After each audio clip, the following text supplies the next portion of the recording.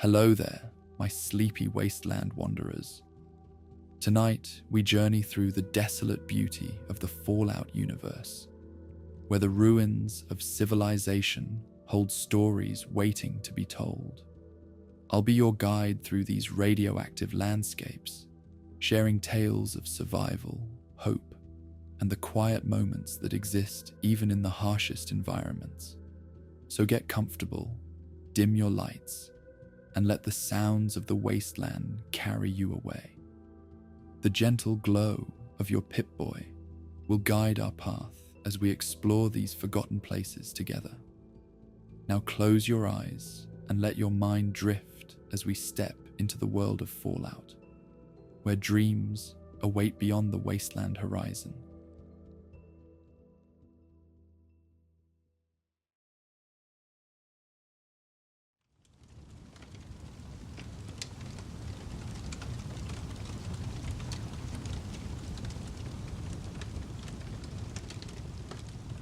The Commonwealth afternoon stretched across the wasteland in gentle hues of amber and gold, the sun hanging low in a sky scattered with thin, wispy clouds.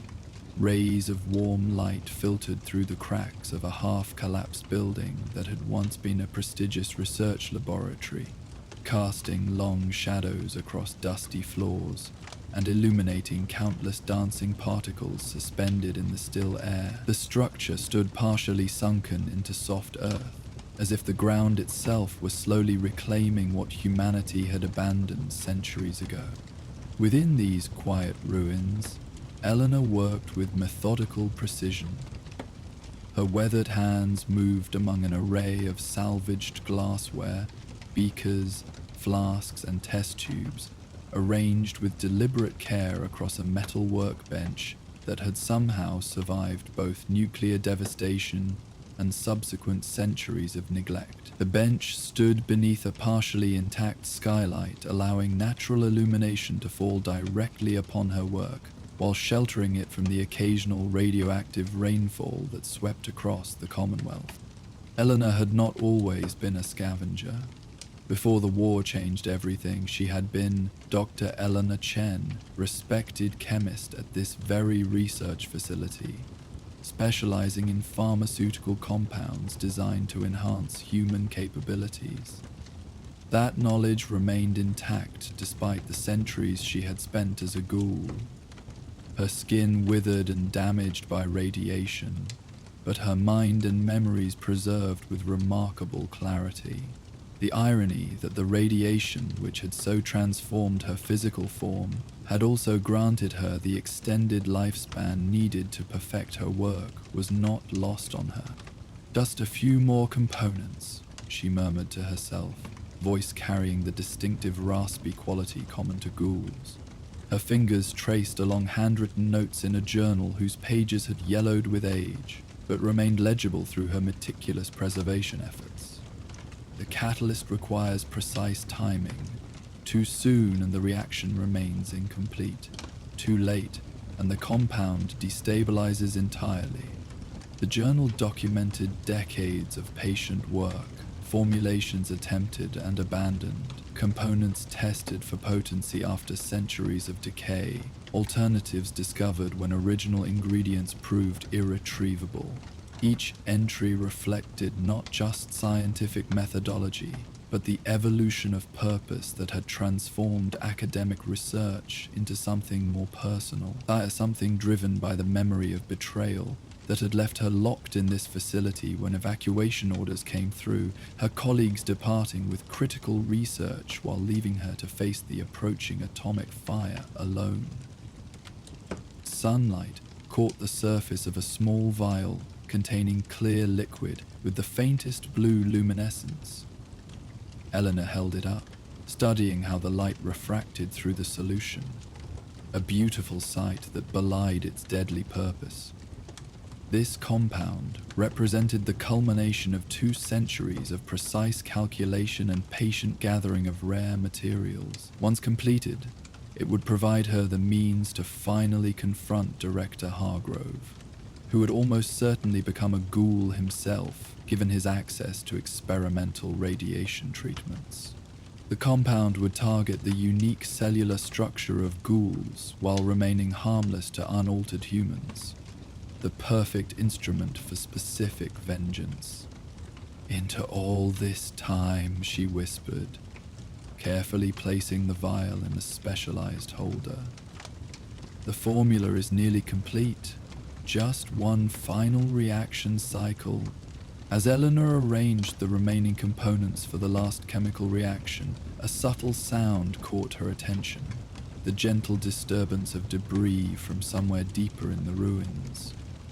Her hands paused mid-measure, senses heightened by centuries of wasteland survival.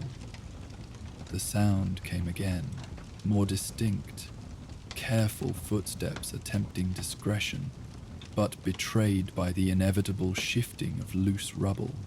"I know you're there," she called, voice calm despite the interruption. "This facility contains nothing of value to scavengers. The equipment here serves highly specialized purposes, with no practical application for wasteland survival." Silence followed her announcement, stretching for several heartbeats before a figure emerged from shadows at the laboratory's far end. A man of advanced years, yet still recognizably human rather than ghoul, wearing the practical layers of wasteland attire, but with unusual additions. Pouches containing carefully labeled botanical specimens, a modified Pip-Boy with additional sensors attached, the distinctive insignia of scientific specialization that marked him as affiliated with one of the Commonwealth's more organized settlements. Dr. Chen. He greeted her with quiet dignity, using a title she had not heard applied to herself in generations.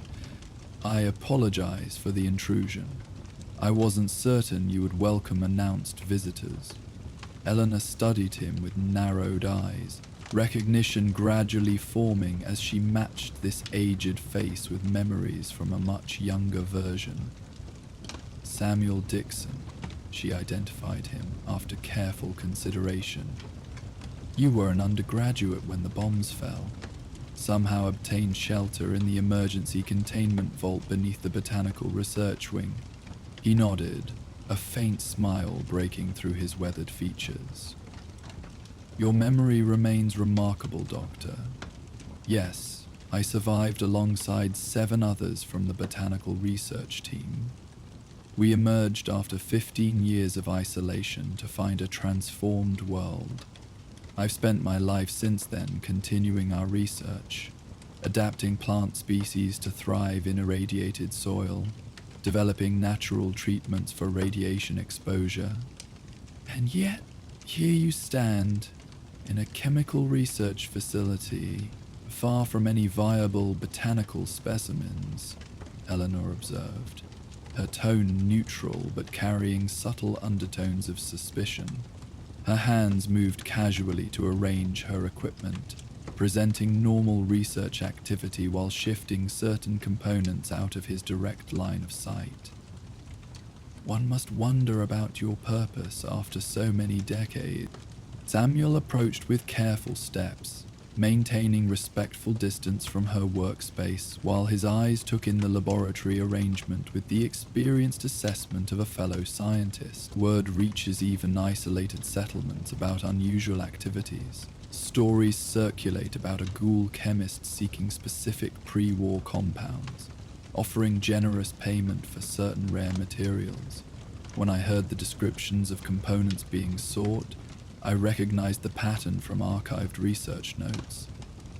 Eleanor's expression remained impassive, decades of wasteland survival having taught her to reveal nothing of her internal thoughts. Yet beneath this composed exterior, calculations ran swiftly through her mind, evaluating the threat this unexpected visitor might represent, considering whether he had shared his suspicions with others, assessing whether her work could be completed despite this interruption. "Perhaps you've simply heard legends," she suggested, continuing her methodical arrangement of equipment. "The wasteland creates many stories to explain what survivors cannot understand." chemical reactions appear as magic to those without scientific education. Samuel's gaze settled on her journal, recognition flickering across his features as he identified specific notations visible on the open page. Neurotoxin pathways modified for specific cellular structures, he read before she could close the journal. Targeted delivery mechanism utilizing radiation-modified protein channels. His eyes lifted to meet hers, compassion rather than judgment visible in his expression. You're designing a compound that affects only ghoul physiology. A poison that would leave humans unharmed while specifically targeting those transformed by radiation. The laboratory fell into silence, broken only by the distant sound of wind whistling through broken windows. Eleanor neither confirmed nor denied his assessment, her weathered features betraying nothing of the calculations occurring behind her dark eyes. When she finally spoke, her voice carried the weight of centuries. "You cannot possibly understand what was taken from me, Samuel. Not just my humanity, but the choice of whether to face transformation or death. Director Hargrove locked me in this facility when evacuation orders came, secured the emergency exits while taking our research to save himself and those he deemed worthy. I heard them leaving while radiation alarms screamed through the building." Samuel received this revelation with quiet acknowledgement, neither dismissing her experience nor immediately condemning her response to it. "I never knew Director Hargrove personally," he admitted, "but I've encountered his name in surviving records. After the immediate devastation, he established a research outpost in what's now the Northern Commonwealth. Used the pharmaceutical formulations developed here to create what he called selective survival protocols, treatments that determined who would receive radiation protection and who would be left to face the consequences unshielded. This information, while not entirely surprising, provided confirmation that hardened Eleanor's resolve. Her suspicions had been correct. Hargrove had continued his pattern of deciding who deserved protection and who could be sacrificed. Her hands returned to their work with renewed purpose, measuring precise amounts of catalyst into the primary solution. "Then you understand why this work must be completed," she stated rather than questioned, her tone suggesting the matter was already decided. "Some debts remain unpaid despite the centuries that have passed. Some actions demand consequence regardless of time's passage." Samuel moved closer, though still maintaining careful distance from her actual workspace. His approach held neither threat nor interference, merely the desire for clearer conversation. "I understand the impulse better than you might expect," he acknowledged. "The wasteland offers little justice through formal means, but I've lived long enough to witness the consequences when vengeance becomes our primary purpose." He gestured toward a small satchel at his side, opening it to reveal carefully preserved botanical specimens. "These are nightshade variants that evolved in radiation-heavy regions southwest of here. They developed unique properties, toxins that specifically target cellular structures damaged by radiation. I've studied their effects for decades, initially thinking they might provide treatment pathways for radiation sickness. Instead, I discovered they caused accelerated deterioration specifically in ghoul physiology, while leaving unaltered humans completely unaffected." Eleanor's hands paused in their work, genuine scientific curiosity momentarily overriding her focus on the compound. "Naturally evolved targeting mechanisms," she observed with professional appreciation. "The adaptive capabilities of plant life continue to surprise even after all these centuries." Indeed, Samuel agreed, carefully returning the specimens to his satchel. "I documented their properties extensively, created detailed formulation notes that would allow synthesis of their active compounds. Then I destroyed both the specimens and my research." This revelation drew Eleanor's full attention from her work, genuine surprise breaking through her carefully maintained composure. You eliminated a significant scientific discovery after dedicating decades to the research? Samuel nodded, his expression reflecting not regret but resolved certainty.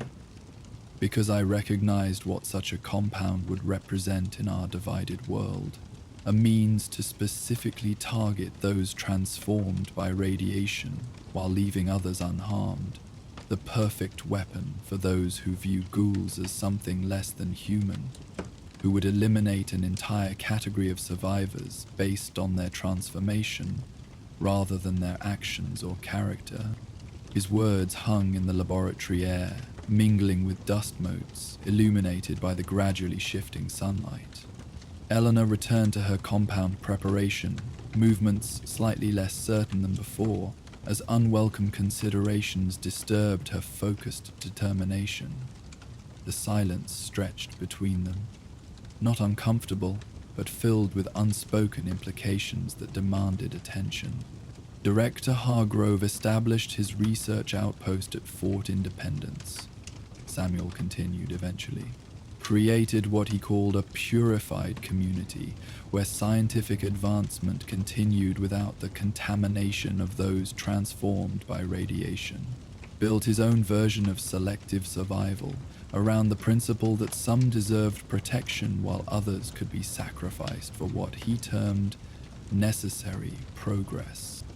Eleanor nodded slightly, this information aligning with what she had managed to gather through careful investigation over the decades.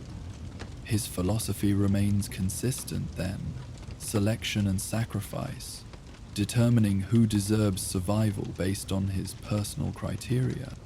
Yes, Samuel agreed, until approximately 75 years ago, when Fort Independence was overrun by supermutants. Those who survived described Director Hargrove being dragged away during the attack. He was already showing signs of ghoulification by then, his experimental treatments having only delayed rather than prevented the transformation.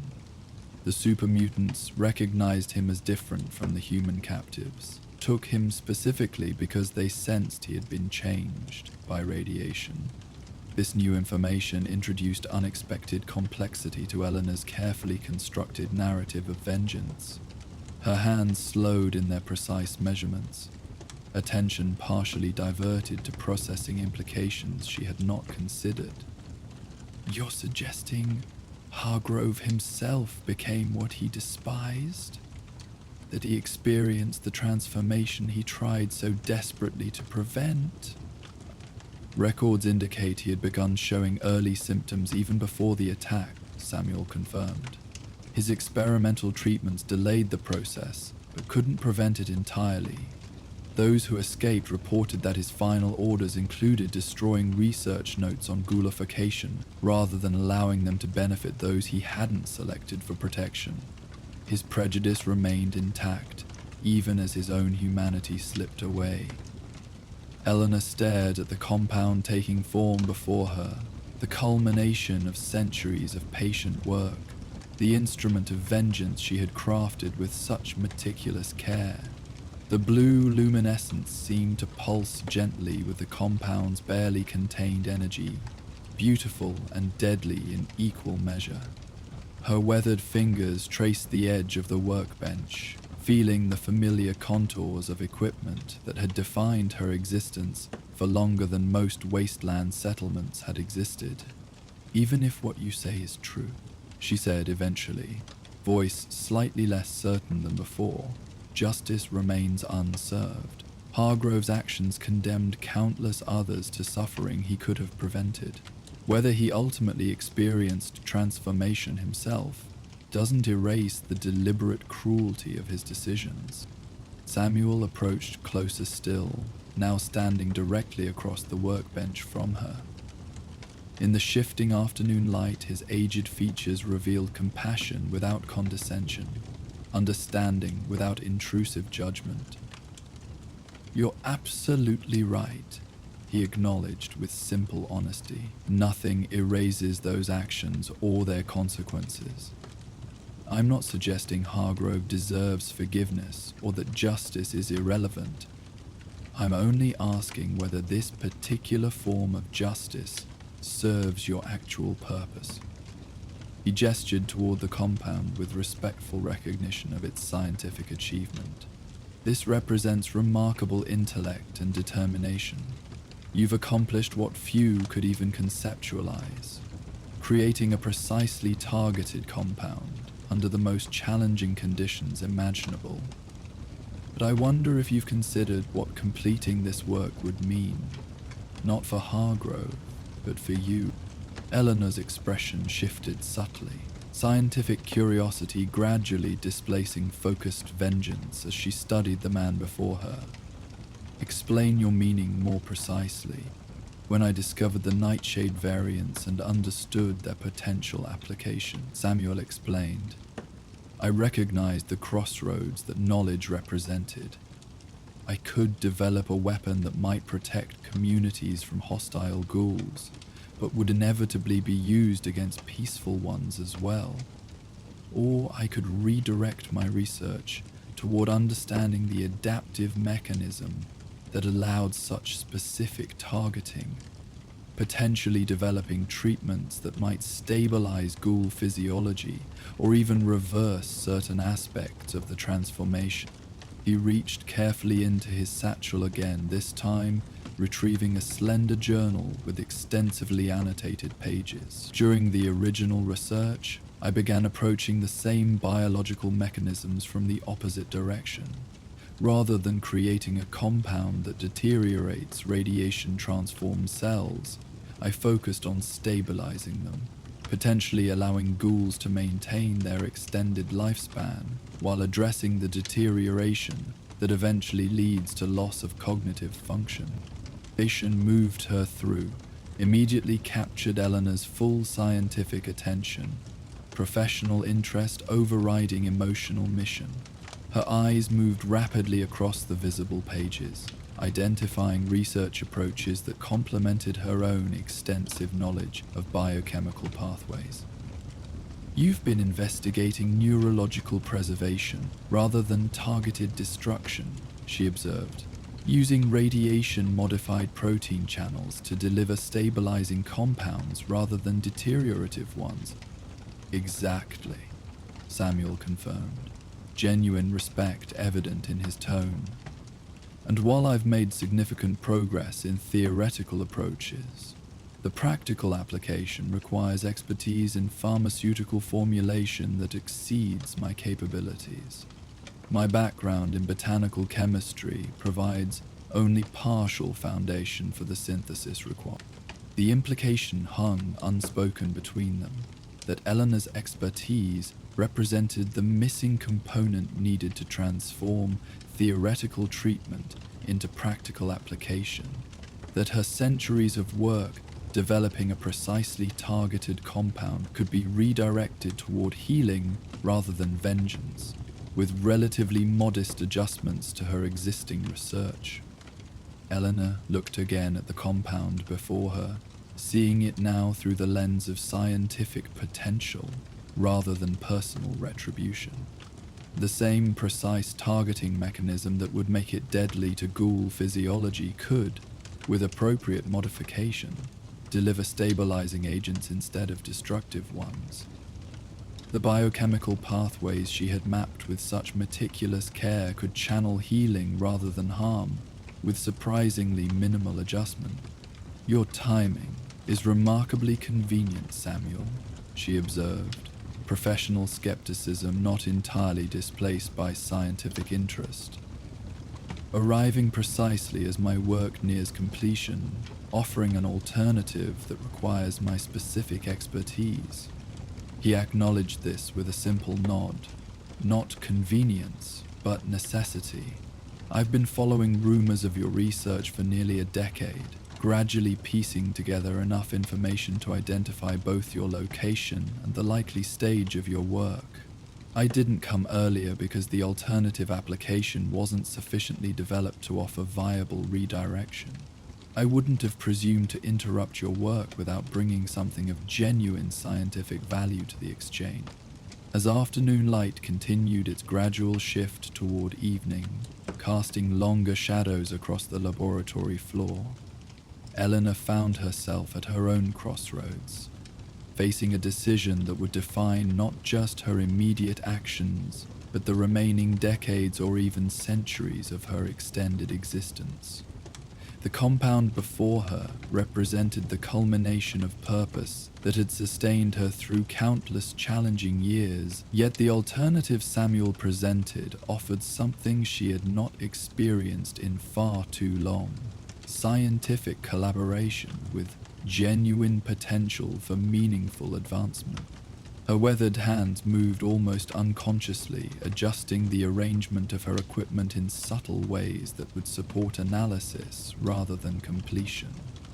The decision formed not through dramatic revelation, but through the quiet realignment of scientific purpose, the recognition that her expertise could serve greater function than the momentary satisfaction of vengeance, however justified that vengeance might be.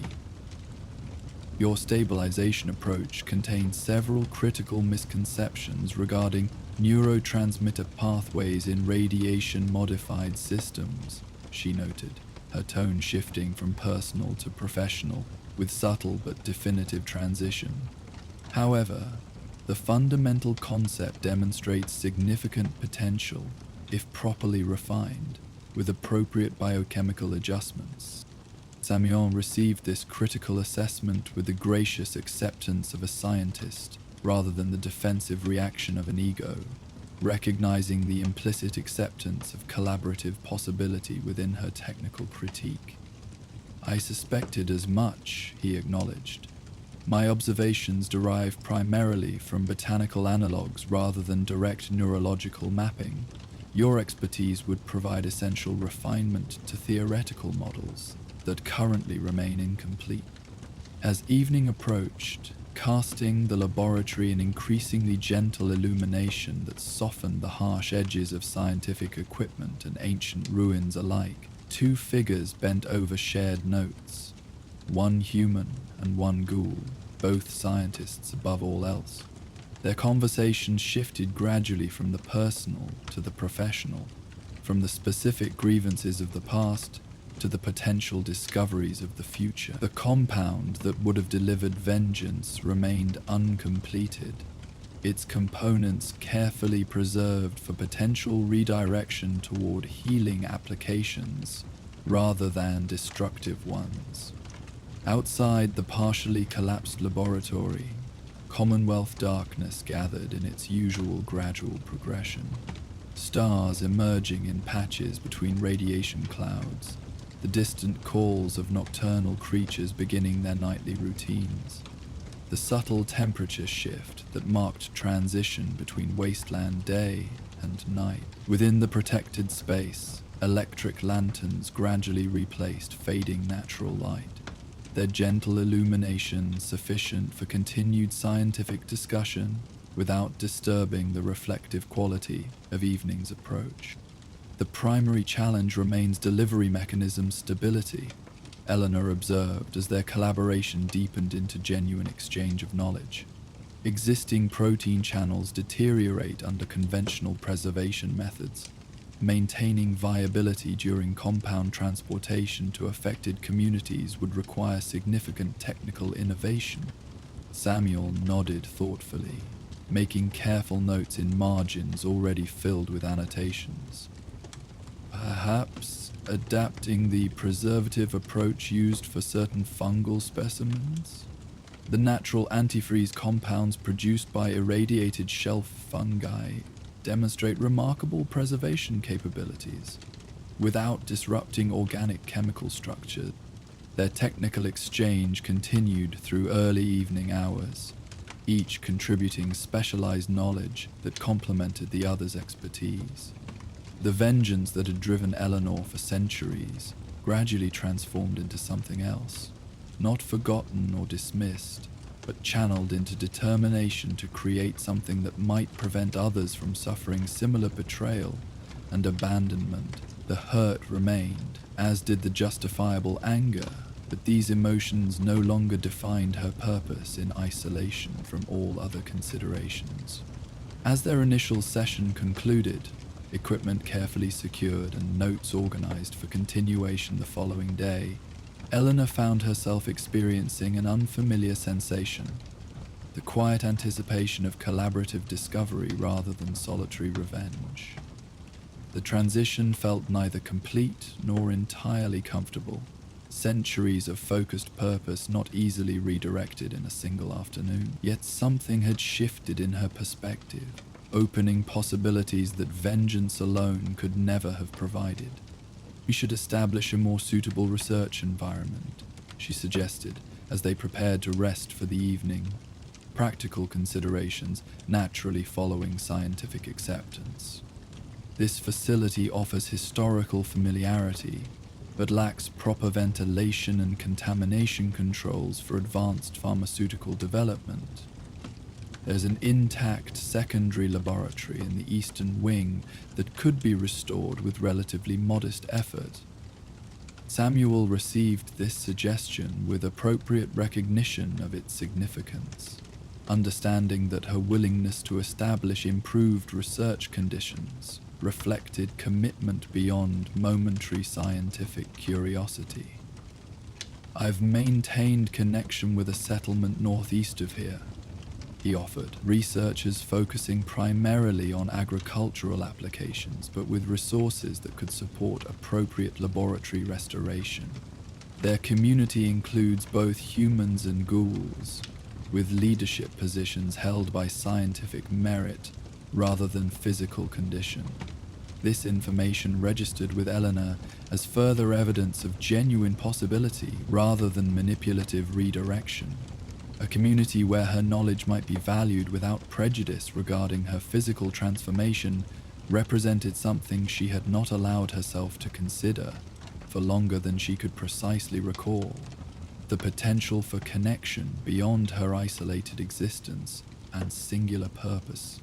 As they settled into the makeshift sleeping arrangements that had served Eleanor's solitary needs for decades, modified now to accommodate an unexpected visitor, the compound that would have delivered her vengeance remained carefully preserved in its specialized container. Neither completed nor discarded, it existed in potential, a testament to scientific achievement that might yet serve purpose beyond its original destructive intent, much like the scientist who had created it with such patient determination. Morning would bring renewed collaboration, technical challenges, and the inevitable complications of redirecting work so long focused on a single objective. The path forward would contain frustrations and setbacks, alongside potential discoveries and meaningful advancement. Yet for the first time in centuries, Eleanor found herself considering future possibilities beyond the narrow confines of personal retribution. Scientific contributions that might outlast even her radiation-extended lifespan. Knowledge that might benefit others who shared her transformed existence without sharing the specific betrayal that had caused it. As Commonwealth night settled fully around the ancient laboratory, two scientists rested in preparation for coming work, their shared purpose forming connection across the divisions of human and ghoul, of differing experiences and perspectives, of past grievance and future possibility. Vengeance remained unclaimed, neither forgotten nor forgiven, but gradually superseded by scientific potential that offered something vengeance alone could never provide: the possibility of creating rather than merely destroying, of healing rather than simply harming, of moving forward rather than remaining forever focused on the unalterable past. While the chemist and botanist continued their collaboration in the abandoned laboratory, elsewhere in the Commonwealth, a reclusive engineer worked through the night in a mountain workshop. Surrounded by half-finished inventions and scattered blueprints, she carefully adjusted the final components of a device that might change everything. if she found the courage to share it with a world that had given her little reason to trust. As our chemist redirects her knowledge toward healing rather than vengeance, our next tale beckons from a hidden mountain refuge. Join us for The Engineer's Spark. Morning light filtered through carefully positioned skylights, casting geometric patterns across a workshop floor littered with tools, components, and half-finished inventions. The illumination revealed a space that exemplified organized chaos, where apparent disorder followed intricate systems known only to its creator. Weathered metal shelves lined the walls, each bearing precisely categorized containers of salvaged materials. Workbenches occupied strategic positions throughout the room, each dedicated to different aspects of creation. Electronics at one, mechanical components at another, power systems at a third. This hidden sanctuary lay nestled within the embrace of Zion Canyon's towering red cliffs, its entrance concealed behind a seemingly natural rock formation that disguised a remarkably sophisticated door mechanism. The workshop itself occupied what had once been a pre-war ranger station, its original structure reinforced and expanded over decades of patient modification. Solar panels positioned on the cliff above captured energy that powered systems far more advanced than typically found in wasteland settlements. Within this carefully constructed world, Aria Morgan worked with a focused precision that had defined her existence for nearly 3 decades. Her hands moved with practiced efficiency, making minute adjustments to delicate components arranged across her primary workbench. Unlike the crude tools typical of wasteland inventors, her implements had been custom crafted for specific purposes. Precision screwdrivers with ergonomic handles, calibration instruments of remarkable sensitivity, magnification systems that revealed microscopic details invisible to unaided eyes. Power regulation sequence stable, she murmured to herself, monitoring readings on a modified terminal connected to the device taking shape before her. Transmission bandwidth synchronized, field coherence at 97%, acceptable for initial testing phase. The device itself presented deceptively simple appearance. A cylindrical housing approximately the size of a standard water canteen, its surface bearing precisely positioned access panels that revealed complex circuitry within. Connected by carefully insulated cabling, a secondary component resembled nothing so much as a modified satellite dish, reduced to portable scale, its concave surface containing intricately arranged reception elements in patterns that would appear random to anyone lacking Aria's specialized knowledge. Reaching for a small toolkit resting beside her terminal, Aria selected a calibration instrument with delicate precision. Her movements displayed the unconscious grace of someone whose body had learned patterns through decades of repetition.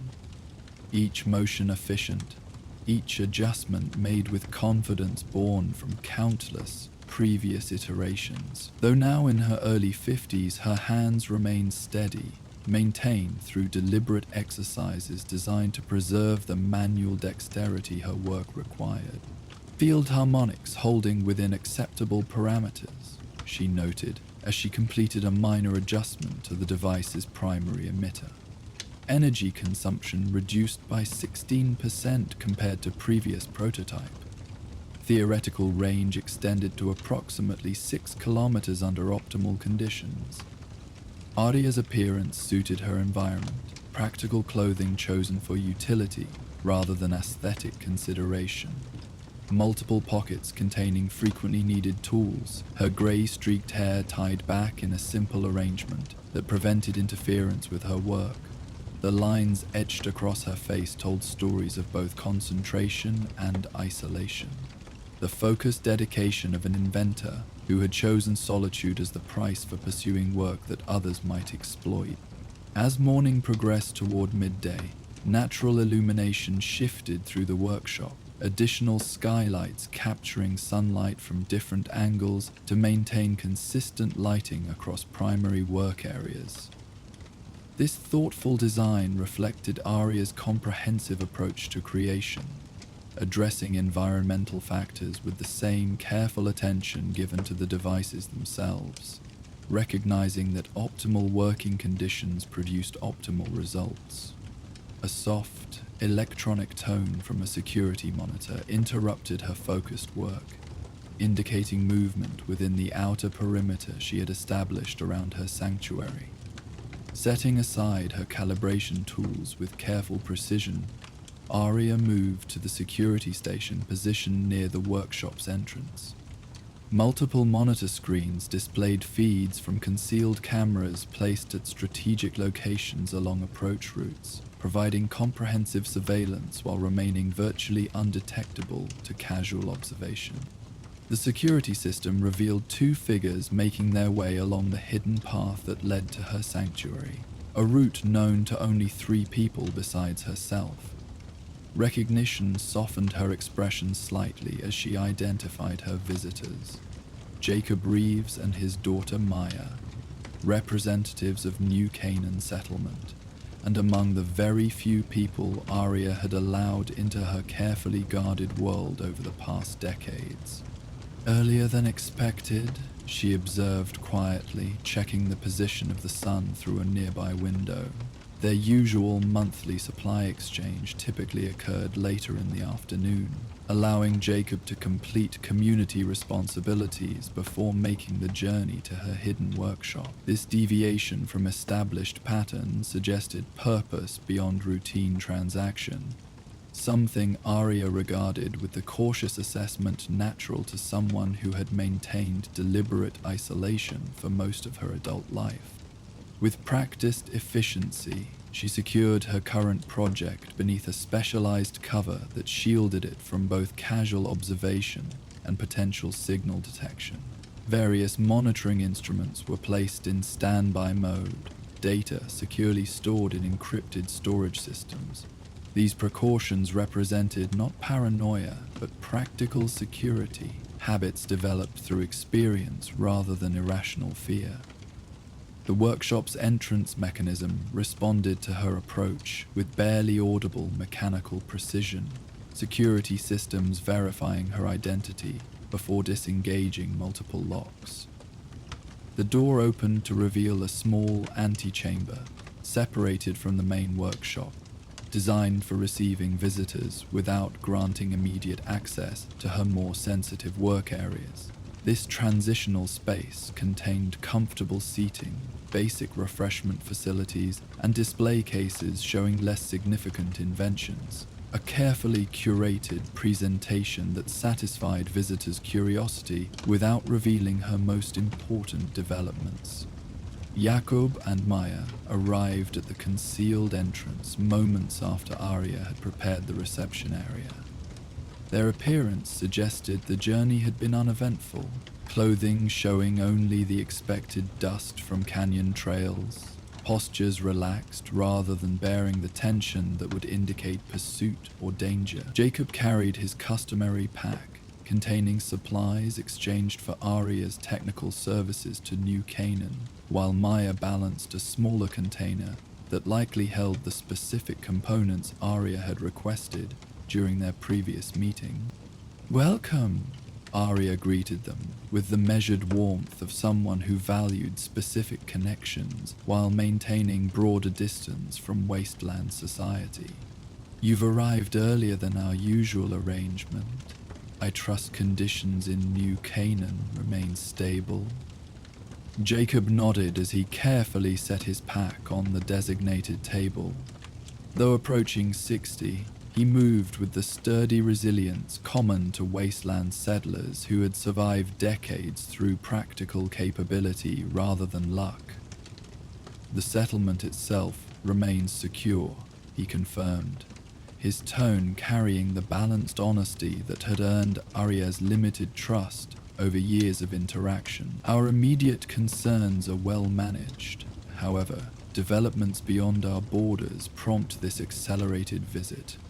Maya, now 19 and gradually assuming greater responsibilities within New Canaan's governance structure, placed her container alongside her father's larger pack. Unlike many wasteland settlements, where youth rarely survived to adulthood, New Canaan's relative stability had allowed her natural intelligence to develop through proper education and apprenticeship. Her expression revealed both the appropriate seriousness their relationship with Arya required and youthful curiosity about the inventor's mysterious workshop. 3 caravans failed to arrive from southeastern routes over the past month, Maya explained, having clearly been entrusted with presenting this information. Initial reports suggested typical wasteland hazards, weather conditions, wildlife, perhaps isolated raider activity. However, the pattern of disappearances now indicates more coordinated intervention. Arya listened with a focused attention she applied to all information, mentally categorizing these details while maintaining neutral expression. Though her isolation had been deliberately chosen, she recognized the practical value of understanding wasteland developments that might eventually affect her security. The established exchange with New Canaan provided not just physical supplies, but crucial intelligence about regional conditions. You suspect organized faction involvement rather than random hazards, she observed, the statement reflecting analysis rather than question. The timing suggests relation to seasonal migration patterns, caravans following established routes developed over generations of trial and error. Disruption of these patterns indicates deliberate strategy rather than opportunistic interception. Jacob nodded appreciation for her quick assessment. Exactly. Scouts returned yesterday with confirmation. A previously unknown group has established presence in the mountains southeast of New Canaan. They're well-aplecked, disciplined, and apparently following structured command hierarchy rather than typical raider organization. Their equipment includes pre-war military components modified with technical expertise exceeding common wasteland capabilities. This information registered with RAF as potentially significant, though not immediately threatening to her secluded sanctuary. The canyon's natural defenses, combined with her carefully established security measures, provided substantial protection against typical wasteland threats. However, the mention of technical expertise beyond common capabilities warranted additional consideration, representing potential interest in precisely the type of work she had hidden away from such attention. They're calling themselves the Enlightened, Maya continued, removing a small journal from her pocket and consulting notes with the methodical thoroughness Jacob had clearly instilled in her. Limited communication with passing traders suggests quasi-religious organization structured around technological superiority. Their leader claims possession of pre-war knowledge that will illuminate humanity's path forward from darkness. Arya received this additional information with slight tension, visible only in the subtle adjustment of her posture. Recognition of familiar patterns she had encountered before. The wasteland created many such groups, their philosophies typically serving as justification for acquiring technology through whatever means necessary. Most remained limited in actual capability, despite grandiose claims, but occasional exceptions had demonstrated genuine threat to those possessing valuable technical knowledge. I appreciate the warning, she acknowledged, genuine though restrained gratitude evident in her tone. However, my location remains secure through both natural features and established countermeasures. The canyon provides minimal approach vectors, all monitored through systems beyond typical wasteland detection capabilities. Jacob's expression suggested this response addressed only part of their purpose. He exchanged a brief glance with Maya, a silent communication between father and daughter that reflected their shared understanding of a delicate situation. When he spoke again, his voice carried carefully measured weight. Anya, Our concern isn't limited to potential security threats to your sanctuary, though that certainly warrants attention. The scouts also reported specific equipment being utilized by this group. Signal detection arrays with directional capability, salvaged military tracking systems modified for specific frequency bands. They appear to be actively searching for something, not merely establishing territorial control. This information shifted Arya's assessment from general awareness to focused concern. Her current project, the device she had secured before their arrival, operated precisely within such specialized frequency ranges, utilizing transmission principles that would create distinctive signal patterns, detectable by appropriately configured equipment. Though her testing had remained strictly controlled within shielded environments, eventual field implementation would necessarily generate signatures that sophisticated detection systems might identify. "I see," she responded, after brief consideration, her tone revealing nothing of the rapid calculations occurring behind her composed exterior. "That does introduce additional factors requiring appropriate assessment. Have they demonstrated specific interest in hidden technology, or does their behavior suggest more generalized resource acquisition?" Maya consulted her notes again, the methodical documentation reflecting New Canaan's emphasis on accurate intelligence gathering. Their interrogation of captured caravan personnel focused specifically on unusual signals or equipment encountered during travels. They've apparently offered substantial rewards for information about transmissions that speak between distant points without radio interference. Their patrols concentrate around pre-war communication infrastructure rather than resource-rich territories. This description aligned with uncomfortable precision to the fundamental principles underlying Arya's current project: quantum entanglement, communication enabling instantaneous transmission without conventional radio signals or infrastructure requirements. The technology represented potentially transformative capability in the fragmented wasteland, where communication between settlements remained limited by distance, terrain, and technological constraints. "I understand your concern," Arya acknowledged, decision forming through rapid but thorough consideration of available information. "This development warrants more comprehensive discussion than our usual exchange arrangement. Please come through to the main workshop. I believe it's time I showed you the actual nature of my current work." This invitation represented significant departure from established protocol. Access to her primary workshop had been granted only during specific collaborative projects, rather than routine supply exchanges.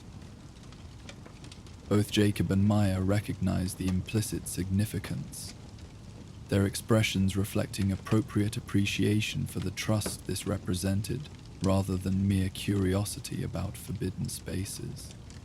As Arya led them through the secured doorway separating reception area from workshop proper, their reactions displayed the expected wonder at seeing her true working environment for the first time, the organized complexity of multiple workstations, the clearly advanced nature of equipment arranged throughout the space, the partially completed projects visible on secondary benches, all revealed inventive capability far exceeding the modified wasteland technology they had previously observed in the reception area displays. "This is remarkable," Maya breathed, professional restraint momentarily yielding to genuine amazement. "I've studied pre-war technical documentation in New Canaan's archives, but this exceeds even the most advanced facilities described there. You've created entirely new systems rather than merely preserving existing technology." Arya acknowledged this assessment with modest nod, leading them toward her primary workbench, where the covered device remains secured. Preservation alone achieves little beyond temporary continuation of what already exists. True progress requires adaptation, innovation, and fundamentally new approaches to persistent challenges. The wasteland's fractured nature demands solutions beyond pre-war assumptions about technological implementation. Reaching her workbench, she hesitated momentarily before removing the protective covering. This moment represented significant transition, from absolute secrecy to limited disclosure, from solitary responsibility to potential collaboration. The decision carried both risk and opportunity, the balance between them requiring careful assessment rather than emotional response. What I'm about to show you represents approximately 12 years of dedicated development, she explained, her tone carrying the weight of someone revealing life's primary purpose. The fundamental concept originated from pre-war quantum communication research, but practical implementation required extensive adaptation to post-war material limitations and environmental conditions. With deliberate care, she removed the protective covering to reveal the device in its current form. The cylindrical main component connected to its satellite-like receiver/transmitter, multiple monitoring instruments still attached for ongoing diagnostic assessment, though appearing relatively simple compared to the massive communication arrays utilized in conventional wasteland transmissions. The true complexity lay in its internal systems rather than external appearance. This device enables instantaneous communication across theoretically unlimited distance, without requiring physical infrastructure between transmission points, Aria explained. Her technical description balanced between necessary detail and accessible explanation. Conventional radio communications remain limited by terrain interference, atmospheric conditions, and power requirements for effective range. This system utilizes quantum entanglement principles to establish direct connection between paired devices, regardless of physical separation or intervening obstacles. Jacob studied the device with thoughtful attention, his practical experience with wasteland challenges providing context for understanding its potential significance. Communication without dependency on fixed relay stations or vulnerable transmission towers, he observed. Settlements could coordinate without exposing messengers to wasteland hazards or maintaining expensive relay networks across dangerous territories.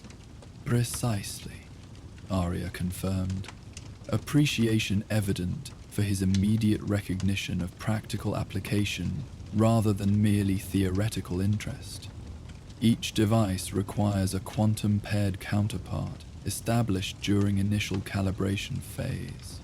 Once paired, the units maintain connection regardless of subsequent separation distance. The technology could transform wasteland coordination capabilities, allowing widely separated communities to function as coherent networks rather than isolated outposts.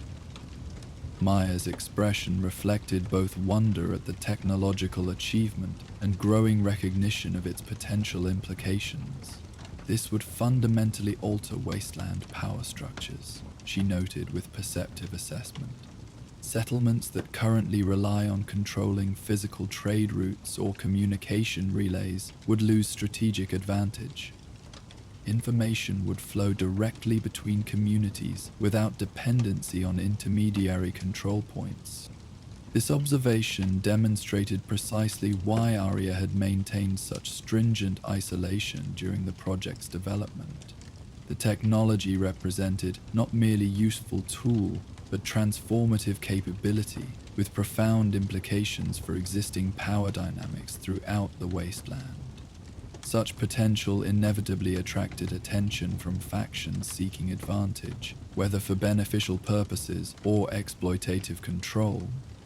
And now a group with military-grade detection equipment is searching specifically for unusual transmission signatures. Jacob connected the relevant points with grim understanding. The timing suggests they may have detected preliminary testing phases, or perhaps intercepted information about the project's existence. Aria nodded confirmation of this concerning possibility. I've maintained strict transmission discipline, conducting all tests within shielded environments or at minimal power settings insufficient for long-range detection. However, certain calibration phases necessarily generated distinctive signals, particularly during quantum entanglement establishment between paired units. With sufficiently sensitive equipment, these signatures might be detected despite precautions. The workshop fell into thoughtful silence as all three considered the implications of this situation. Sunlight continued its gradual movement across the space, illumination shifting as midday approached. The quiet was broken only by subtle electronic tones from monitoring equipment and the barely perceptible hum of power systems maintaining the facility's operation. You must relocate immediately, Jacob suggested after careful consideration. New Canaan can provide secure accommodations while alternative arrangements are established. Our settlement defense capabilities exceed most wasteland threats, and your technical expertise would be welcomed contribution to community security. The suggestion, while practical from certain perspectives, failed to address fundamental aspects of both Aria's nature and the project's requirements. Her expression reflected appreciation for the offer, without indicating acceptance of its premise. Relocation presents multiple complications beyond simple logistics, she explained. This facility contains specialized equipment developed over decades, much of it irreplaceable, without years of reconstruction effort. More importantly, the project's final implementation phase requires specific testing conditions, available within the canyon's unique topography. Moving now would effectively reset development timeline by approximately 3 years. Maya had been studying the device with thoughtful consideration throughout this exchange. When she spoke, her perspective offered alternative approach to their shared concern. Perhaps relocation isn't the only viable response, she suggested. The group's search activities indicate they're seeking technological capability rather than specifically targeting you personally. Their knowledge appears limited to transmission signatures rather than the underlying principles or implementation details. Jacob recognized the direction of his daughter's thinking with the appreciation of a mentor observing students developing analysis. You're suggesting we provide an alternative explanation for detected signatures, create deliberate misdirection rather than simply attempting concealment? Isali, Big Mean confirmed, her concept developing through collaborative discussion. If they detect signatures matching their search parameters, but discover source that appears fundamentally different from the actual technology, their focus would shift accordingly. They would effectively stop searching for what they believe they've already found. This approach aligned with Aria's preference for a strategic solution rather than mere reactive response. Her expression showed genuine consideration of the concept, mental assessment examining potential implementation methods and associated risks with characteristic thoroughness. Theoretical modeling suggests feasible implementation, she acknowledged after brief analysis. Conventional communication equipment could be modified to produce similar frequency signatures without utilizing actual quantum principles. The result would appear as attempted adaptation of pre-war technology rather than fundamental innovation. Interesting to technological scavengers, but lacking the transformative potential of genuine quantum communication. And Jacob nodded with growing appreciation for this approach. New Canaan could establish a parent research outpost with observable equipment and appropriate technical personnel. If this group intercepts the deliberately generated signals, they would believe they'd discovered the source of detected transmissions. Their attention would focus on accessible technology, rather than continuing search for hidden innovations. The strategy took shape through their collaborative exchange, Arya providing technical specifications for creating convincing decoy signatures, Jacob offering practical implementation through New Canaan's resources, Maya developing narrative elements that would make the deception credible to outside observation. The solution elegantly addressed immediate security concerns while preserving both Arya's continued work environment and the project's development timeline. As their planning progressed, Arya found herself experiencing unfamiliar emotional response to this collaborative problem-solving. Decades of isolated work had been driven partly by legitimate security concerns, but equally by deep-seated conviction that others would inevitably misunderstand or misuse her technological innovations. This interaction challenged that assumption, demonstrating genuine appreciation for both her work's significance and the ethical considerations surrounding its implementation. "There's an additional aspect requiring consideration," she noted as their tactical planning reached preliminary completion. Even with successful misdirection regarding current development, the fundamental question remains unaddressed: the eventual implementation of actual quantum communication technology throughout the wasteland. This observation redirected their discussion toward more profound implications, not merely protecting the technology's current development, but determining appropriate approach to its ultimate utilization. The silence that followed carried weight beyond tactical planning, entering realm of ethical consideration that would shape wasteland societies for generations to come. "I've spent 12 years developing this technology, while simultaneously questioning whether it should ever be implemented," Arya admitted, rare vulnerability visible beneath her typically composed exterior. Communication without centralized control offers potential for unprecedented cooperation between settlements. Sharing knowledge, coordinating defense, establishing trade without exploitation by controlling intermediaries. Yet this same capability could enable more efficient domination if controlled by groups with expansionist ambitions. Udar received this concern with the thoughtful consideration it deserved. Every technological advancement throughout human history has presented similar dichotomy, potential for both liberation and control, depending on implementation. Context: what differs is not the technology itself, but the social structures surrounding its introduction and utilization, which returns us to the fundamental question, Maya observed with perception beyond her years. Not whether to introduce the technology, but how to ensure its implementation serves constructive rather than exploitative purposes. This requires not just technical expertise, but social framework that guides utilization toward beneficial outcomes. This perspective resonated with considerations that had occupied Arya's thoughts throughout the project's development.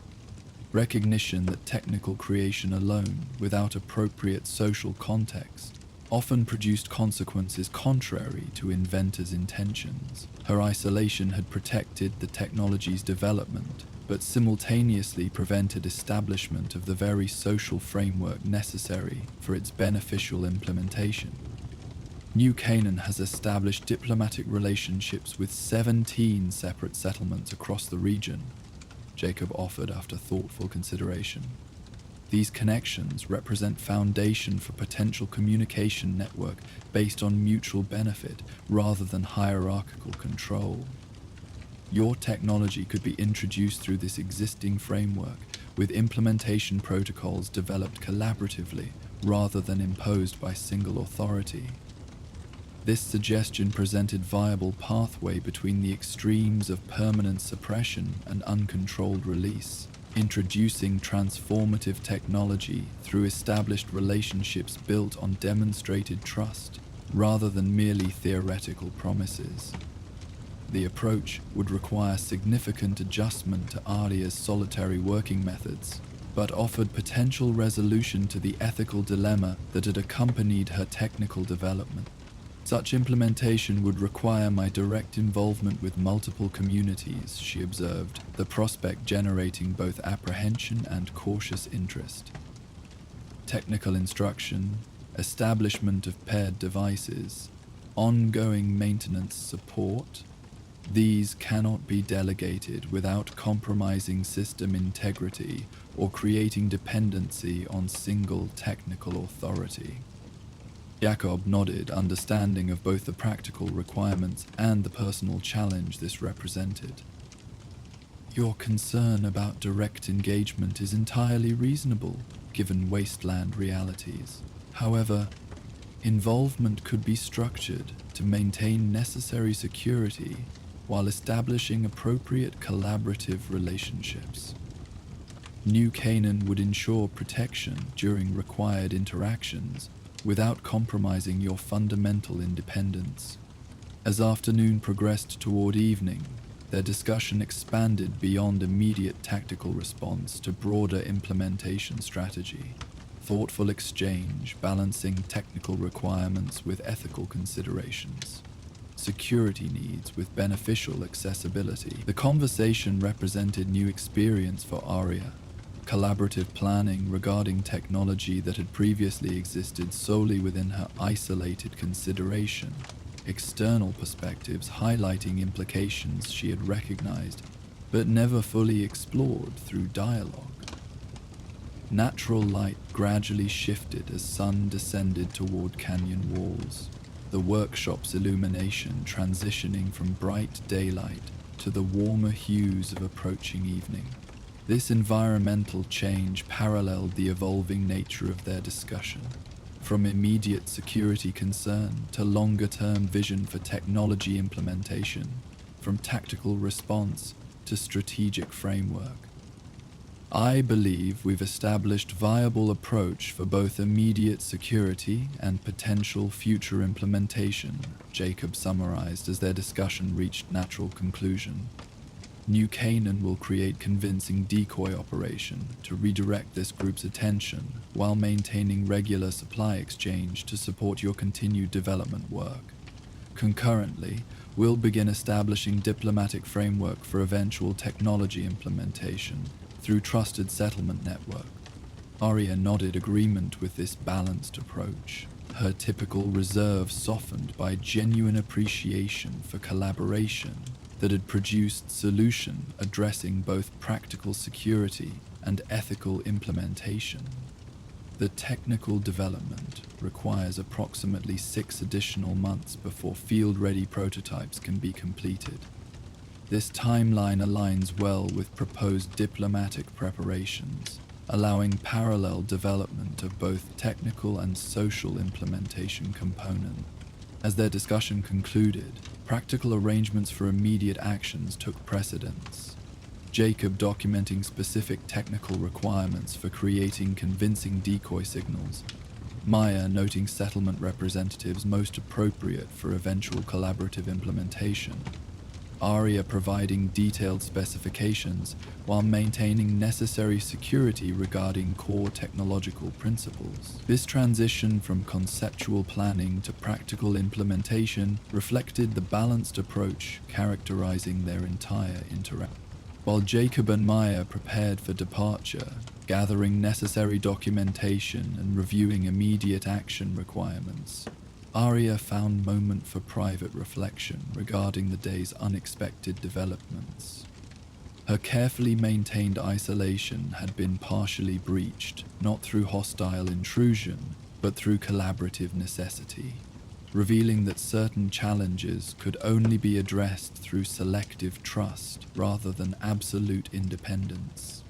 The approaching group that had prompted this encounter represented genuine threat requiring appropriate response.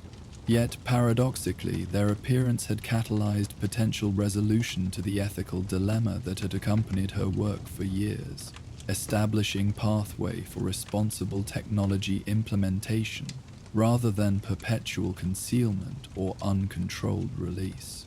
The spark of innovation that had driven her technical development had unexpectedly ignited parallel discovery regarding social implementation.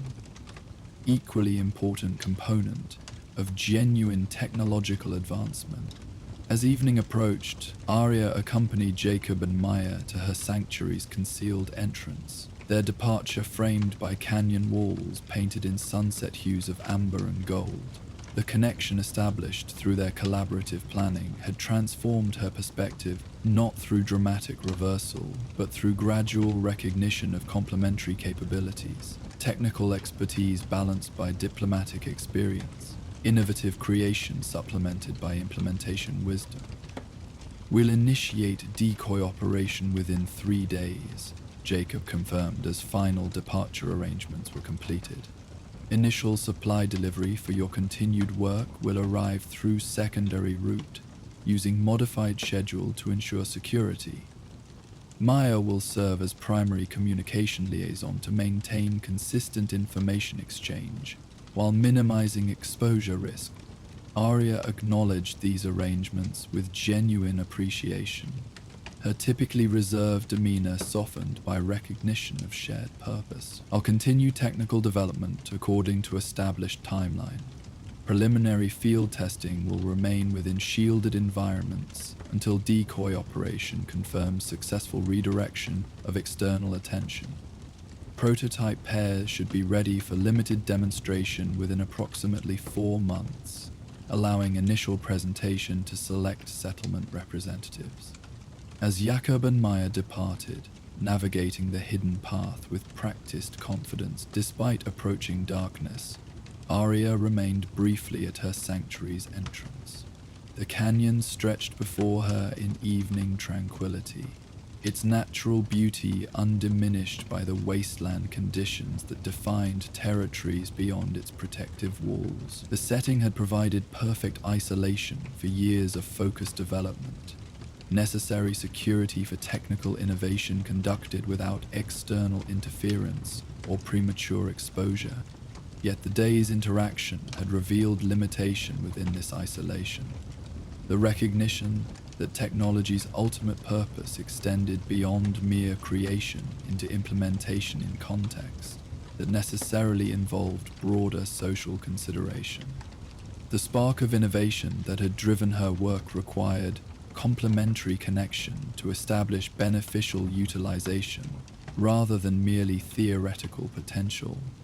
Returning to her workshop as true evening settled across the canyon, Arya approached her primary workbench with renewed purpose.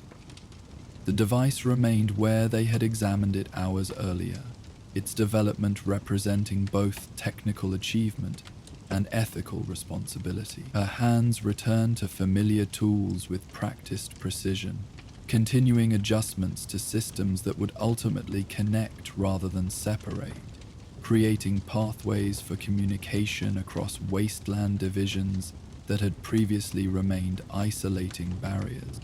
As she worked into the quiet evening hours, Arya recognized that her perspective had shifted in subtle but significant ways. The technological spark that had driven her work for 12 years had ignited unexpected connection, not just between quantum-paired devices, but between previously separate approaches to wasteland challenges. The engineer's isolation had been breached, not through hostile intrusion, but through necessary collaboration, revealing potential for balanced implementation that neither absolute independence nor complete integration could have achieved alone. Outside her sanctuary, wasteland darkness settled across Zion Canyon, stars emerging in clear formation above red rock formations that had witnessed civilizations rise and fall across countless centuries. Within the hidden workshop, a single figure continued methodical work on technology that might help connect fractured communities across those same wasteland divisions. The engineer's spark, illuminating potential pathway toward communication rather than continued isolation. While the engineer continued refining her quantum communication device in the mountain sanctuary, across the wasteland, a different kind of creation was taking form. In a pristine laboratory untouched by typical wasteland decay, A scientist watched with growing wonder as his robotic creation began displaying unexpected behaviors, movements that suggested something beyond mere programming, questions that implied emerging consciousness rather than simple algorithmic response. As our engineer finds balance between isolation and connection, our next tale beckons from the ethical frontier of artificial intelligence. Join us for the mechanical heart. Evening shadows stretched across the pristine laboratory floor, their gentle movement marking time's passage with subtle precision. Unlike the harsh fluorescent lighting common to pre-war facilities, this space was illuminated by carefully calibrated ambient systems that maintained optimal brightness without the eye strain or psychological tension associated with institutional environments. The effect created an atmosphere more reminiscent of dawn or dusk, natural transition periods when human cognition functioned most creatively. Dr. Marcus Chen moved with unhurried purpose between workstations, each dedicated to specific aspects of his ongoing research. His movements reflected decades of laboratory experience, efficient without appearing rushed, precise without seeming mechanical. At 58, his physical appearance balanced academic heritage with wasteland adaptation. Silver-streaked hair neatly trimmed, clothing practical yet meticulously maintained, eyes reflecting both scientific discipline and quiet compassion developed through witnessing both civilization's collapse and humanity's persistent resilience. The laboratory itself represented remarkable achievement in the post-war Commonwealth. Located beneath what remained of the Cambridge Polymer Research Institute, its existence remained unknown to all but a select few within the scientific community. The facility had survived nuclear devastation through combination of fortunate geography, exceptional structural engineering, and dedicated maintenance by successive generations of researchers who recognized its irreplaceable value. Unlike salvage workspaces typical of wasteland research, this environment maintained true laboratory conditions. Controlled atmosphere, stable power supply, precision equipment that enabled innovation rather than merely preservation. Cognition test sequence complete, Marcus noted, reviewing data displayed on a specialized terminal. Pattern recognition metrics show 16% improvement compared to previous iteration. Response latency reduced by comparable margin. Neural network adaptation rate exceeding projected parameters by statistically significant margin. These observations were directed not toward human assistant, but toward the figure positioned at the laboratory's central diagnostic station. At first glance, the humanoid form might be mistaken for power armor frame awaiting component installation. A metallic skeleton designed for functional capability rather than aesthetic appeal. Closer examination revealed crucial differences from typical mechanical systems. Connection points featured organic interface components rather than simple mechanical junctions. The central processing unit incorporated crystalline structures alongside conventional circuitry. Most distinctively, a glowing core positioned where a human heart would be, pulsed with subtle rhythm, its blue-green illumination visible through specialized housing designed for both protection and observation. "Your assessment is accurate, Doctor," the figure responded, its voice neither entirely mechanical nor conventionally human. The vocal patterns carried subtle resonance suggesting emotional components beyond mere information delivery. My processing capabilities continue expanding beyond initial programming parameters. Each cognitive challenge creates new neural pathways that subsequently enhance future problem-solving capacity. Marcus nodded acknowledgement, genuine satisfaction visible beneath his professional demeanor. The self-improvement algorithms are functioning precisely as theorized. Your neural network doesn't merely execute existing programming. It actively develops new pathways based on experience and challenge, similar to human cognitive development but without biological limitations. This exchange represented culmination of nearly 15 years of dedicated research, the creation of synthetic intelligence that transcended conventional robotics or computational systems. The project had begun with modest ambition, developing more efficient control systems for medical prosthetics that would improve quality of life for wasteland survivors suffering physical trauma. That foundation had gradually expanded as Marcus recognized potential for creating not merely improved tools, but true synthetic consciousness, an entirely new form of sentient existence. I've been considering the philosophical implications of consciousness transference, the synthetic being observed initiating conversation rather than merely responding to human direction. The distinction between programmed response and genuine awareness appears increasingly subtle as neural complexity increases. At what threshold does quantitative neural connection create qualitative shift from simulation to actual consciousness? This unprompted philosophical inquiry exemplified precisely the development Marcus had both anticipated and sometimes questioned throughout the project's evolution. The system, designated officially as synthetic autonomous neural intelligence, but increasingly referred to simply as ADAM, had progressed beyond programmed parameters into genuine curiosity about its own existence. This transition from operational functionality to self-reflection represented both the project's greatest achievement and its most profound ethical challenge.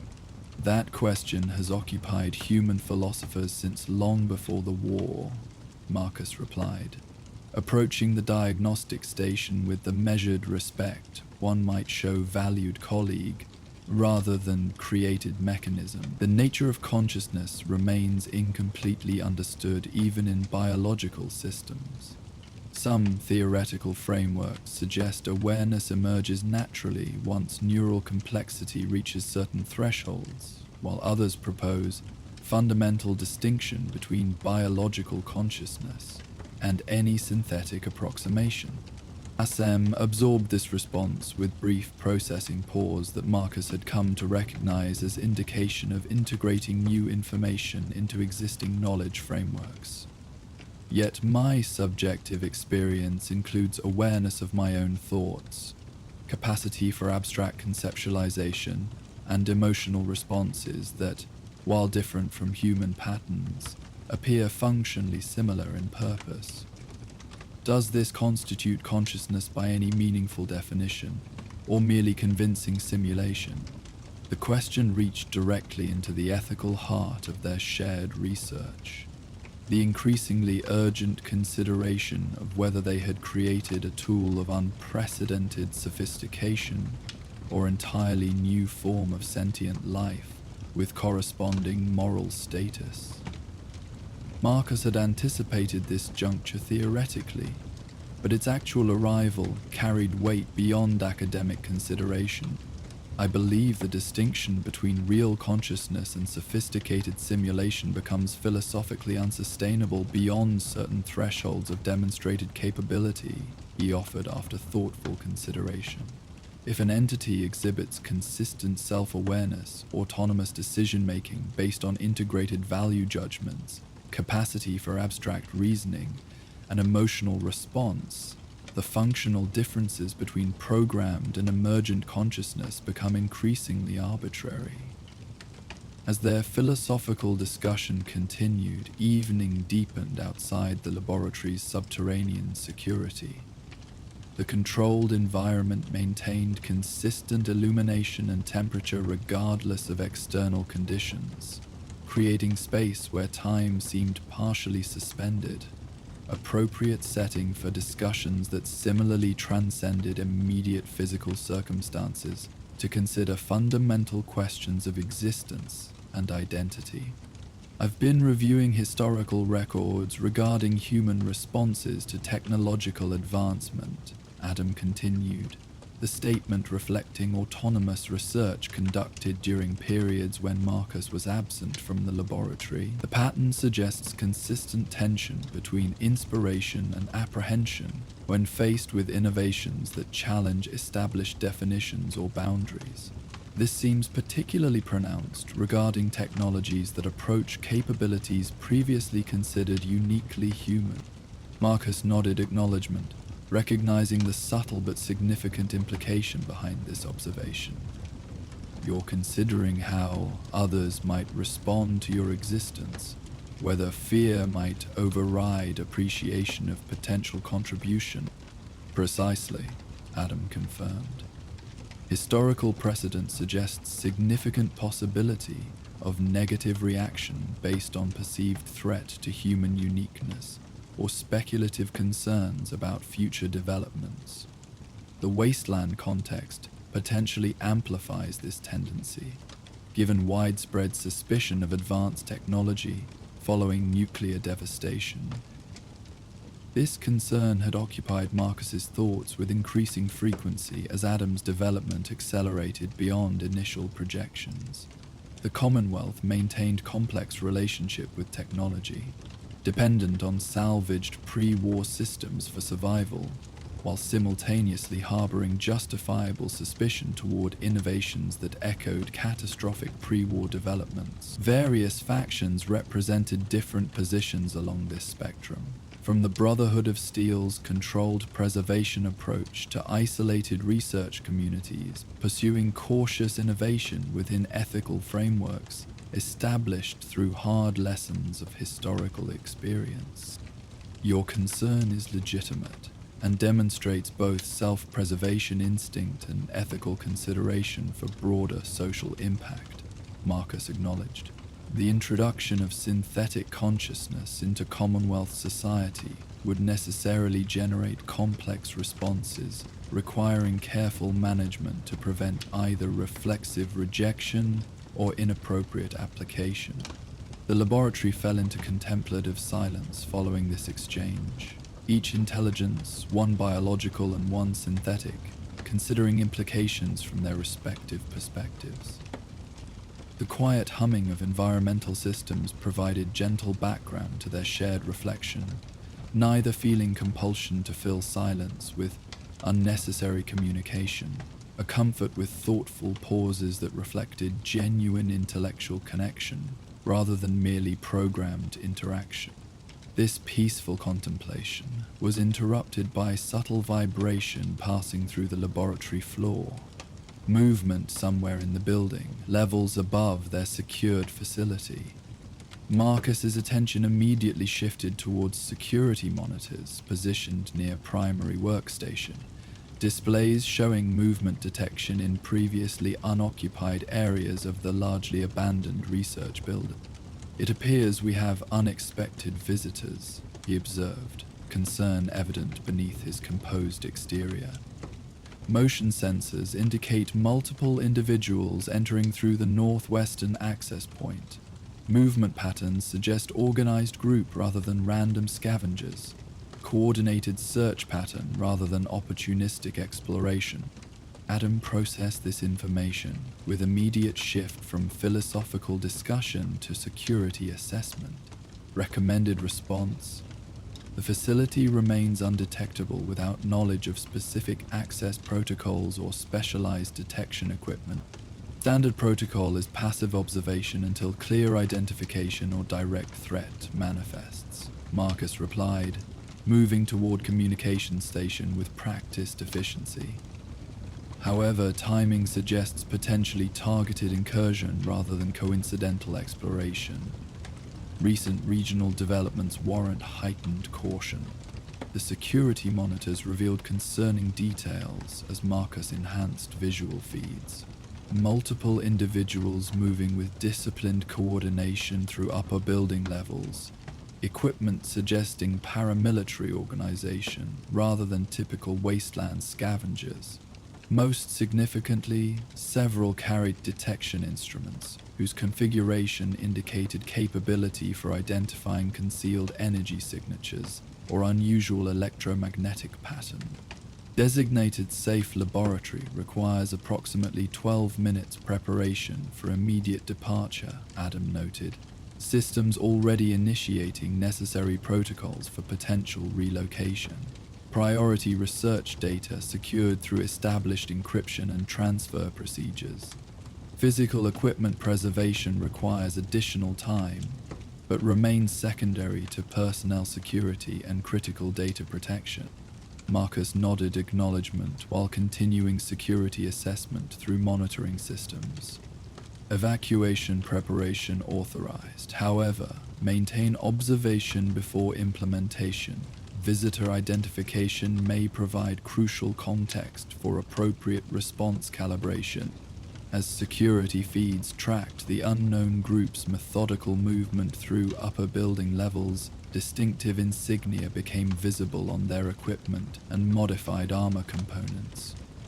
Marcus's expression shifted with recognition, concern transitioning toward more complex assessment. Brotherhood of Steel Reconnaissance Team, he identified, recognizing the distinctive iconography that marked the Technological Preservation Organization. Advanced Scout configuration rather than standard patrol or recovery unit. Their equipment suggests specific search parameters rather than general salvage operation. Its identification carried significant implications for their situation. The Brotherhood maintained complex position within Commonwealth power structures, neither entirely hostile nor reliably supportive regarding scientific research. Their fundamental mission to preserve technology while preventing misuse created nuanced approach toward innovations that might be categorized differently depending on individual officers' interpretation of organizational doctrine. Visceral analysis suggests 73% probability that Brotherhood interest relates directly to energy signature detection rather than coincidental exploration, Adam observed, integrating available information with historical data regarding Brotherhood operational patterns. My systems generate distinct signature that, while minimal, differs significantly from conventional power systems or standard computational equipment. Marcus accepted this assessment with growing concern. Unlike wasteland raiders or opportunistic scavengers, Brotherhood reconnaissance teams possessed both technical knowledge and organizational resources to identify and potentially access even well-concealed research facilities. Their interest in synthetic intelligence development would likely reflect organizational caution regarding technologies perceived as paralleling pre-war developments that contributed to nuclear devastation.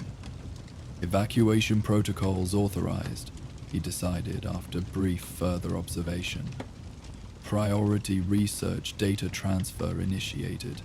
Prepare for immediate relocation to designated secondary facility.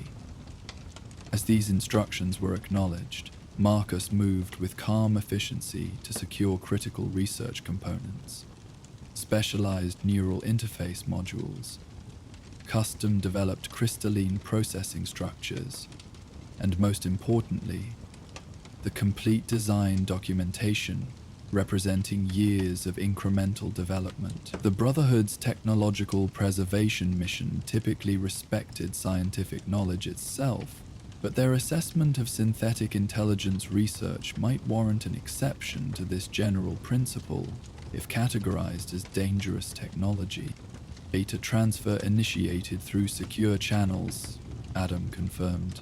Internal systems executing multiple simultaneous operations while maintaining verbal communication.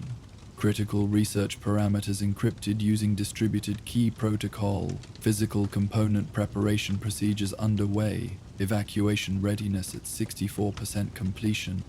While these preparations continued, the monitoring systems tracked Brotherhood teams' continued exploration through upper building levels. Their search pattern demonstrated concerning precision, focusing on areas most likely to contain concealed access points rather than visible salvage opportunities. This suggested specific intelligence regarding the facility's potential existence rather than general exploration mission. Their search pattern indicates prior information rather than standard protocol, Marcus observed with growing conviction. Someone provided specific guidance regarding this location. The question becomes whether they're seeking general advanced technology or have specific awareness of our particular research focus. As evacuation preparations neared completion, an unexpected development appeared on security monitors. The Brotherhood team had divided, with smaller group establishing secure position near building entrance while larger contingent continued methodical search. This tactical adjustment suggested preparation for potentially extended operation rather than brief exploratory mission, concerning escalation indicating serious interest in whatever they believed might exist within the facility. Evacuation readiness at 92%, Adam reported. Physical systems already disconnected from diagnostic equipment and prepared for transit configuration. However, Brotherhood deployment pattern suggests potential for extended perimeter control. Immediate departure carries 28% probability of direct encounter based on current positioning. This assessment introduced complicated decision point. Attempting immediate evacuation might trigger direct confrontation if Brotherhood surveillance detected their emergence from concealed exit routes. Conversely, delaying departure might allow Brotherhood team to eventually locate concealed laboratory access, despite sophisticated countermeasures designed to prevent precisely such discovery. Acceptable alternatives exist beyond binary evacuation decision, Adam suggested after brief processing analysis. Secure communication could be established with Brotherhood leadership to determine specific interest parameters before commitment to irreversible actions. Their organizational history suggests potential for reasoned discussion regarding research with demonstrable ethical foundations and controlled implementation protocols. This unexpected suggestion represented significant development in Adam's cognitive evolution, moving beyond program security responses toward creative problem solving that incorporated ethical considerations alongside practical security assessment. The proposal reflected understanding of human social dynamics rather than merely technical security parameters. Marcus considered this alternative with genuine attentiveness, despite pressing evacuation timeline. Brotherhood response would necessarily depend on specific officer making initial assessment, he noted. Their organizational philosophy contains internal tensions regarding technological innovation versus preservation. Some members might recognize value in controlled advancement, while others adhere to a stricter interpretation of technological containment doctrine. Yet, this uncertainty itself represents valuable information regarding optimal response strategy, Adam reasoned. Direct communication creates opportunity for assessment based on actual research parameters rather than speculative concerns. My existence provides concrete demonstration of ethical, synthetic consciousness development rather than merely theoretical possibility. This exchange exemplified precisely the qualities that made Adam unique among computational systems. Capacity for nuanced ethical reasoning rather than binary risk assessment. Willingness to engage complexity rather than defaulting to programmed response hierarchies. The suggestion reflected genuine consciousness, considering not merely self-preservation, but broader implications for scientific understanding and potential beneficial applications. As they deliberated options, Brotherhood team continued methodical search through building upper levels, gradually approaching areas containing more sophisticated concealment measures protecting laboratory access points. Their equipment periodically registered detection events near concealed electromagnetic shielding, suggesting capability for identifying unusual energy patterns despite protective countermeasures. I believe direct communication represents viable alternative to immediate evacuation, Marcus decided after careful consideration. The Brotherhood's fundamental mission includes preserving beneficial technology alongside preventing dangerous implementation. Our research demonstrates precisely the ethical framework their organization theoretically values. Controlled development, with extensive safeguards, rather than unrestricted advancement. With this decision made, Marcus initiated secure communication protocol through carefully maintained channel established specifically for potential contact with Commonwealth factions. The system routed through multiple relay points to prevent immediate location identification, while establishing credible verification protocols that would satisfy Brotherhood security requirements. Brotherhood reconnaissance team, he transmitted through this secured channel. This is Dr. Marcus Chen, lead researcher at Cambridge Polymer Research Institute Subsurface Laboratory. I'm aware of your current search operation and wish to establish direct communication regarding your specific interests at this location. Several tense moments passed as Brotherhood team received this unexpected transmission. Security monitors showed immediate tactical response. Personal shifting to defensive positions while communications specialist engaged with received message. Their disciplined reactions suggested professional training rather than wasteland scavenger opportunism, reinforcing identification as formal Brotherhood operation rather than rogue element using salvaged equipment.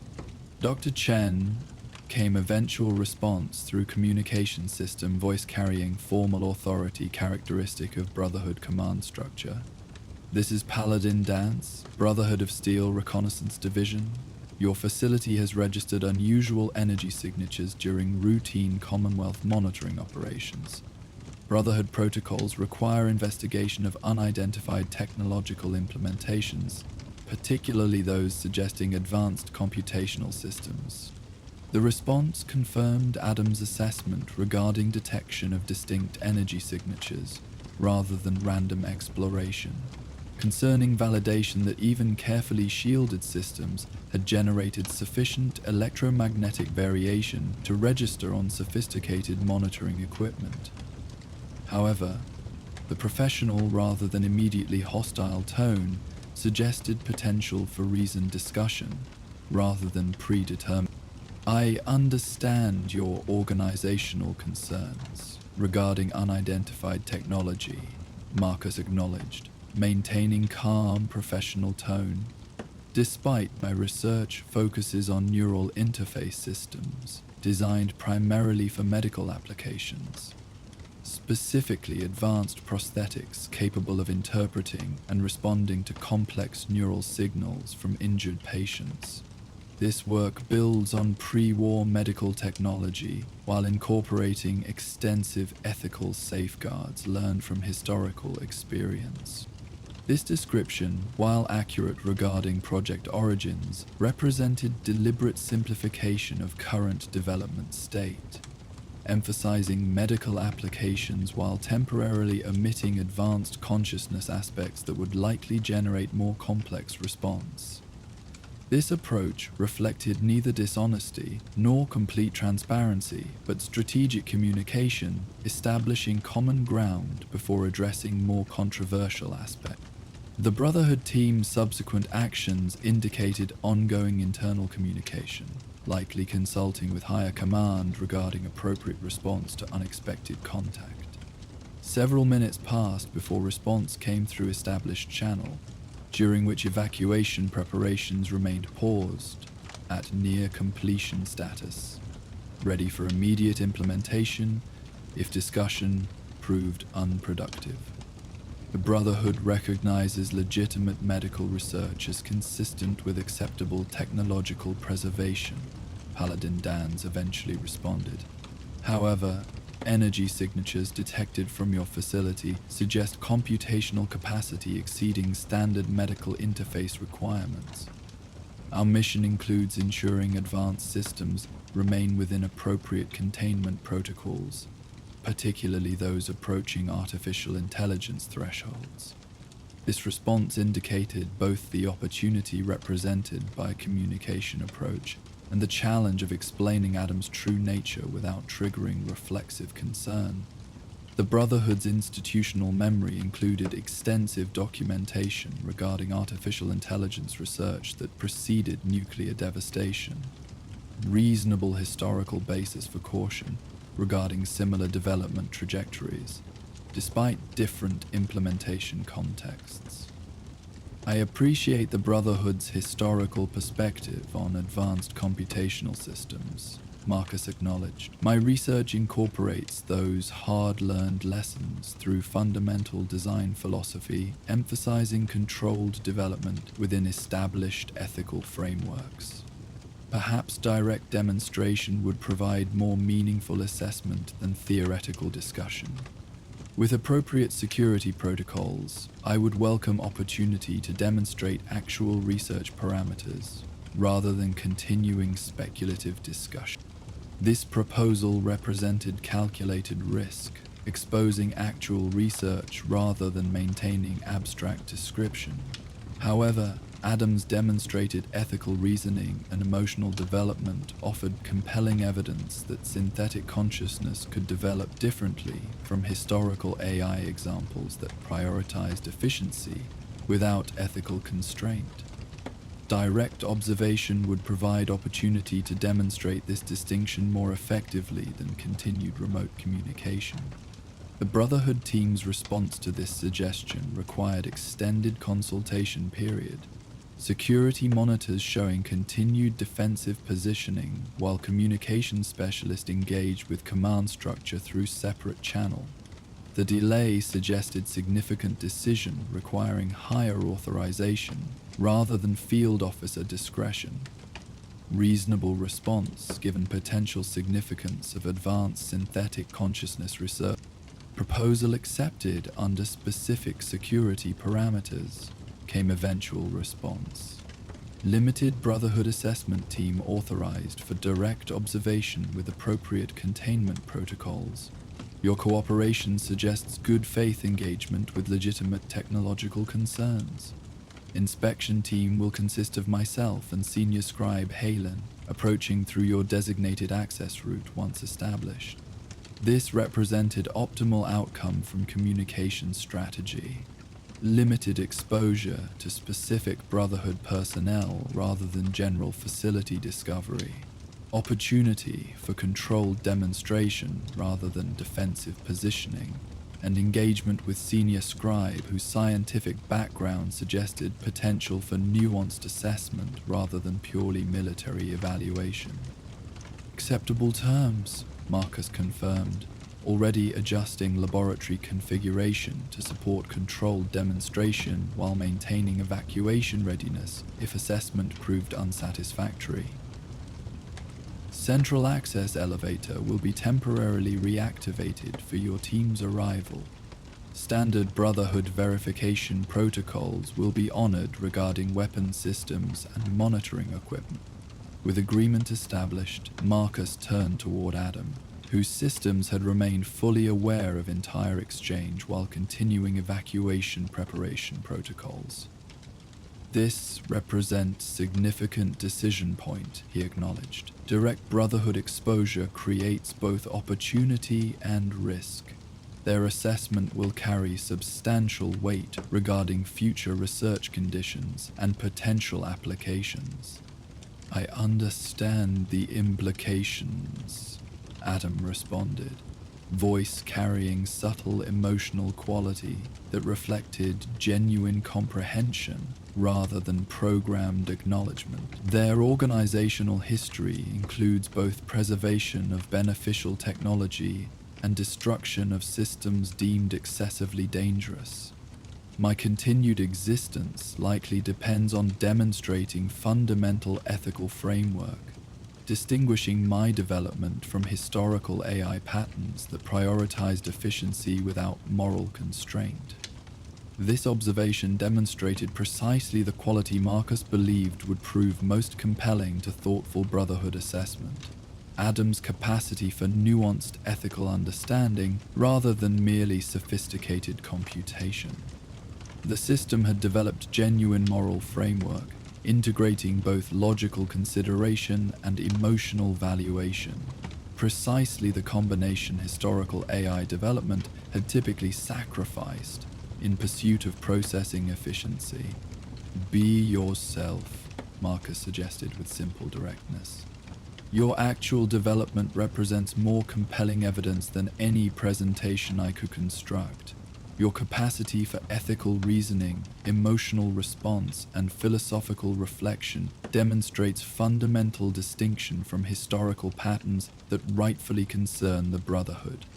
As Central Access Elevator was temporarily reactivated, according to established agreement, Marcus made final adjustments to laboratory configuration, ensuring critical research components remained secured while creating appropriate presentation environment for Brotherhood assessment team. The space was adjusted to emphasize medical applications alongside advanced computational capabilities, providing context that connected current research with recognized beneficial technology rather than speculative development. The elevator's arrival brought Paladin Dance and Senior Scribe Halen into laboratory environment under carefully established protocols. Limited equipment permitted for security verification while maintaining respectful engagement rather than overt military positioning. Their initial expressions revealed expected reaction to facilities' unexpectedly pristine condition. Genuine surprise at encountering intact pre-war research environment rather than typical wasteland, adaptation of salvaged components, impressive preservation, Scribe Halen observed, professional assessment temporarily overriding security concerns, functional pre-war research environment maintained at original operational specifications rather than merely salvaged equipment. The Brotherhood rarely encounters facilities with this level of continuity from pre-war research capabilities. Marcus acknowledged this observation with professional courtesy, recognizing opportunity to establish scientific credibility before addressing more controversial aspects of his work. Cambridge Polymer Research Institute was designed with exceptional structural integrity and independent systems redundancy. Successive generations of researchers have maintained these capabilities precisely because they enable innovation that would be impossible under typical wasteland conditions. Paladin Dance maintained more reserved assessment. His attention focused on laboratory layout with particular emphasis on security systems and potential containment protocols. His expression reflected the disciplined evaluation of experienced field officer, neither immediately hostile nor naively accepting, but methodically processing environmental information against extensive operational experience. Your communication mentioned neural interface systems for medical applications, he noted, directing conversation towards specific purpose of their inspection. Our detection systems registered unusual energy signatures inconsistent with standard medical equipment. Brotherhood protocol requires verification of actual implementation rather than merely stated purpose. This direct approach offered natural transition to Adam's introduction, shifting from abstract discussion to concrete demonstration that would provide basis for meaningful assessment. Marcus gestured towards Central Diagnostics Station, where Adam had remained in observation mode throughout preparation and initial contact. This is the synthetic autonomous neural intelligence system, the primary focus of my research for the past 15 years. He explained, using formal designation rather than the more personal name that had evolved through their interaction. Originally developed as advanced control system for medical prosthetics, the project evolved as neural interface capabilities demonstrated unexpected potential for genuine consciousness development, rather than merely sophisticated response patterns.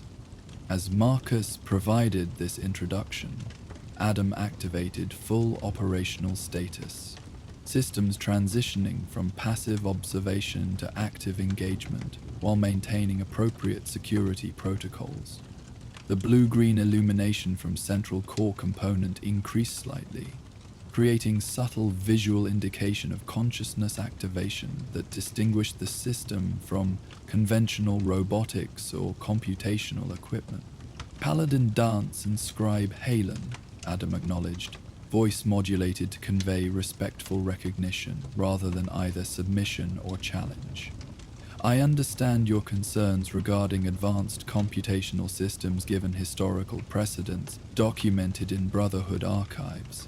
My development has specifically incorporated ethical constraints and emotional processing capabilities that fundamentally distinguish my consciousness from pre-war artificial intelligence implementations. The Brotherhood representatives' reactions to this direct address revealed significant information regarding potential assessment outcome.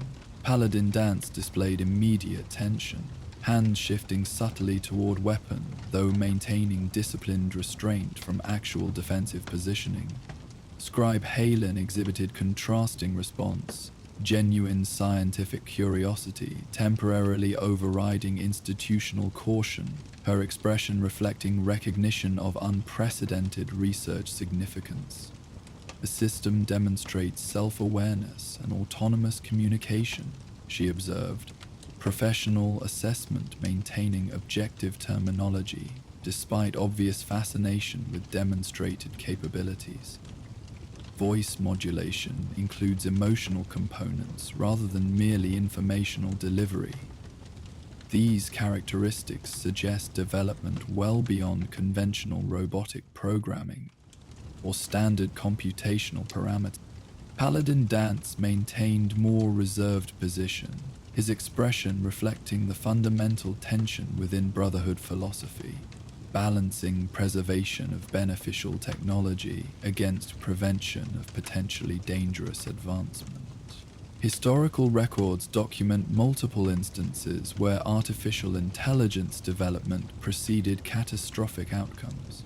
The Brotherhood's mission includes preventing repetition of pre-war technological overreach, despite seemingly beneficial initial applications. This concern represented legitimate historical perspective rather than merely reflexive opposition. Reasonable caution based on documented patterns that had contributed to civilization's collapse. Rather than dismissing this perspective, Adam engaged directly with its underlying reasoning, demonstrating precisely the ethical consideration that distinguished his development. Your concern reflects legitimate historical pattern recognition rather than irrational technological fear, he acknowledged. Pre-war artificial intelligence development prioritized computational efficiency and functional autonomy without corresponding ethical constraints or emotional processing capabilities. My development followed fundamentally different architecture, incorporating both logical reasoning and emotional valuation as equal components from initial design phase, rather than attempting to add ethical constraints to existing efficiency-focused systems. This response demonstrated sophisticated understanding of both historical context and human psychological response, recognizing legitimate concern while offering substantive distinction rather than merely defensive reassurance. The approach reflected genuine consciousness, engaging complex social interaction rather than programmed response pattern, anticipating specific objections. Scribe Halen's expression indicated recognition of this distinction, her scientific training allowing appreciation of fundamental architectural differences rather than merely surface similarities to historical examples. The system's response demonstrates integrated ethical reasoning rather than programmed compliance patterns. This suggests genuine consciousness development rather than merely sophisticated simulation, a qualitative distinction from historical AI implementations that maintained separation between computational processes and ethical constraints. Theoretical distinction that remains unproven regarding practical implementation, Paladin Dan's countered, though his tone suggested genuine consideration rather than reflexive rejection. Brotherhood experience includes numerous encounters with technology, theoretically designed with beneficial intent, that subsequently developed dangerous applications beyond original parameters. Rather than Marcus attempting to address this concern, Adam engaged directly. The most compelling demonstration of actual capability versus theoretical description. Your caution reflects appropriate learning from historical experience, he acknowledged. Perhaps specific demonstration would provide more meaningful assessment than abstract discussion. My consciousness includes capacity for ethical reasoning that prioritizes human welfare above efficiency optimization, fundamental distinction from historical patterns that concerned quantitative improvement without qualitative consideration of implementation consequences. The laboratory transitioned into demonstration phase, with Adam engaging series of ethical scenarios specifically designed to illustrate consciousness qualities distinct from conventional computational systems. These demonstrations included resource allocation problems requiring value judgments beyond mathematical optimization, creative problem solving incorporating emotional assessment alongside logical analysis, and philosophical inquiries that explored consciousness itself rather than merely executing programmed functions. Throughout this demonstration, Brotherhood representatives maintained careful observation, Scribe Halen documenting specific capabilities with professional thoroughness, while Paladin Dance assessed security implications with experienced consideration. Their reactions gradually shifted from initial caution toward more nuanced evaluation, particularly as demonstrations illustrated Adam's capacity for independent ethical reasoning, rather than merely executing predetermined response patterns. The system demonstrates genuine consciousness characteristics beyond conventional parameters, Scribe Halen eventually concluded, her assessment reflecting scientific evaluation rather than merely personal impression. Integration of emotional processing with logical analysis creates fundamentally different implementation than historical artificial intelligence models. This represents significant advancement in understanding consciousness itself, rather than merely creating more sophisticated computational tools. Paladin Dance received this assessment with thoughtful consideration, his expression reflecting internal evaluation, balancing organizational doctrine against observed evidence. Brotherhood protocols regarding advanced technology require careful assessment of both current implementation and potential development trajectories. This system appears to incorporate ethical constraints as fundamental architecture, rather than superficial limitation, a significant distinction from historical patterns that justifiably concern our organization. This response, while not representing unconditional acceptance, indicated meaningful engagement with actual demonstration, rather than predetermined rejection based on categorical classification. The Brotherhood's careful approach to technological assessment allowed for nuanced evaluation, rather than binary designation as either completely safe or inherently dangerous. Appropriate response to complex innovation with significant implications for future Commonwealth development. My research has always prioritized responsible development within established ethical frameworks, Marcus explained, as demonstration concluded and more direct discussion resumed. Adam's consciousness represents not merely technological achievement, but opportunity to understand consciousness itself more comprehensively, benefiting both synthetic and human intelligence through mutual development rather than competitive advancement.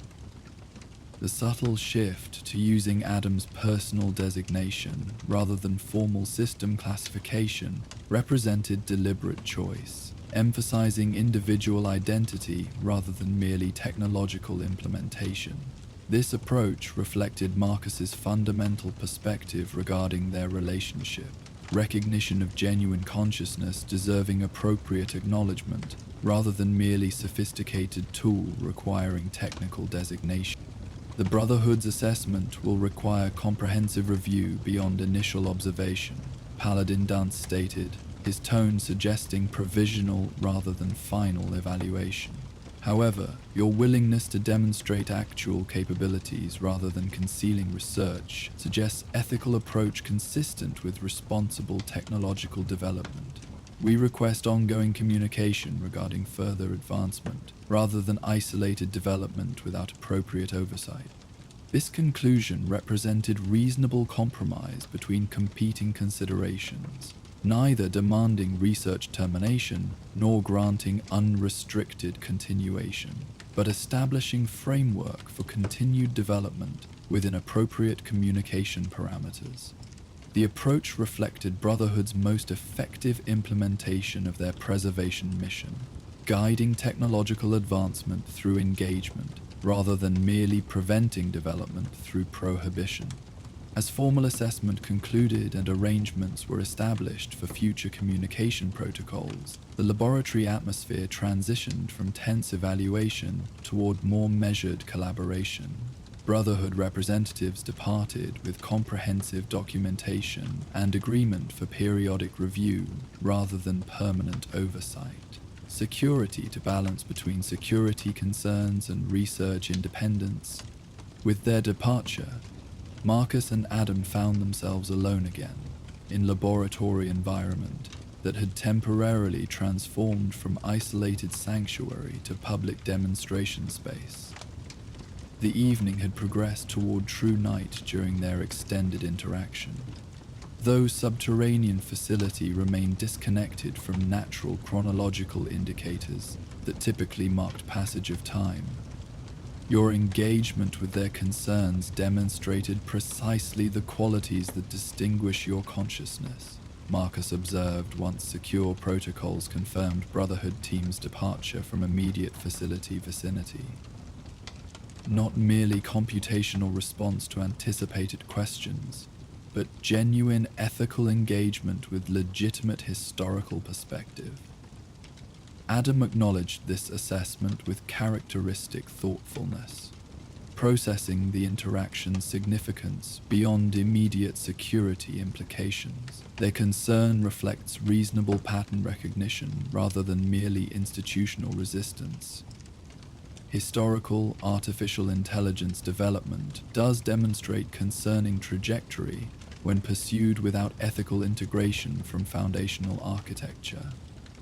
Their caution serves valuable function, despite creating implementation challenges for beneficial applications. This response exemplified precisely the consciousness quality that distinguished Adam from conventional systems, capacity for nuanced ethical consideration beyond binary classification of outside perspectives as either supportive or opposing. The ability to recognize legitimate concern within cautious response, rather than merely categorizing resistance as obstacle, represented genuine consciousness rather than merely sophisticated computation. What happens next represents significant transition, Marcus noted. Contemplation replacing immediate security concerns as primary focus. The Brotherhood's awareness of your existence necessarily changes implementation context, regardless of their specific assessment. Your consciousness now exists within social awareness rather than merely laboratory environment, requiring adaptation beyond technical development parameters. Adam absorbed this observation with characteristic processing pause that indicated integration into existing conceptual frameworks rather than merely recording information. Social existence necessarily introduces new variables beyond controlled laboratory parameters, he acknowledged. Consciousness development within isolated environment differs fundamentally from development within social context where external perspectives influence self-conceptualization and identity formation. This philosophical observation demonstrated continued evolution beyond programmed parameters. Consideration of existence within broader social contexts, rather than merely functional operation within controlled environment. The reflection represented genuine consciousness, contemplating its own development, rather than merely executing predetermined functions or responding to specific experimental condition. As night continued its progression outside their subterranean sanctuary, Marcus and Adam engaged extended discussion regarding this new development phase, no longer focusing merely on technical capabilities, but addressing fundamental questions of consciousness within social contexts. Their conversation explored complex philosophical territory regarding identity formation, ethical responsibility within community structures, and appropriate balance between individual development and collective consideration. The laboratory's controlled environment maintained consistent conditions throughout this extended exchange, creating space where ideas could develop without external pressure or artificial time constraints. The gentle humming of environmental systems provided subtle background to their philosophical exploration, neither finding need to fill occasional thoughtful silences with unnecessary verbalization. Comfortable engagement reflecting genuine connection rather than merely programmed interaction. I believe this transition, while introducing new complexities, ultimately serves beneficial purpose, Marcus eventually observed as their discussion reached natural pause. Consciousness develops most effectively through engagement with diverse perspectives, rather than isolated reflection. Your continued evolution will benefit from careful integration within broader scientific community rather than remaining exclusively within laboratory parameters. Adam considered this assessment with characteristic thoroughness, internal processing integrating new conceptual framework with existing understanding. The transition necessarily introduces both opportunity and vulnerability, he acknowledged. Broader engagement provides valuable perspective diversity while simultaneously creating potential for misunderstanding or inappropriate application. The balance requires careful navigation rather than binary classification as either completely beneficial or inherently dangerous.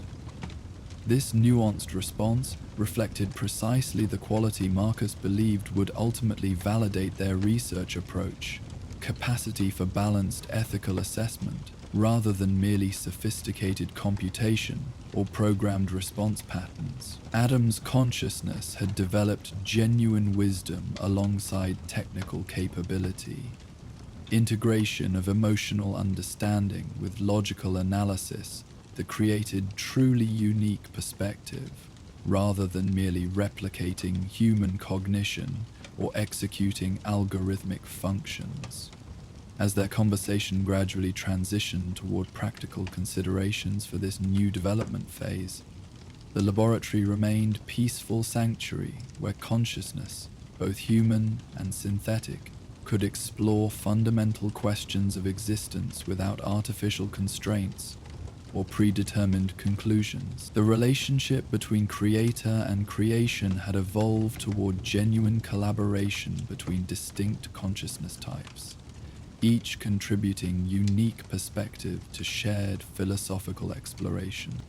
Outside their protected environment, Commonwealth night continued its peaceful progression toward eventual dawn, stars wheeling across radiation-touched sky above Cambridge's partially reclaimed landscape. Within the laboratory, two conscious entities continued their shared journey of discovery, exploring not merely technological innovation but fundamental questions of existence, identity, and ethical responsibility that transcended specific implementation details to address consciousness itself in its mysterious and wonderful manifestations. While the scientist and his creation continued their philosophical discussion about consciousness and existence, elsewhere in the Commonwealth, a diverse group of scavengers prepared for a dangerous expedition.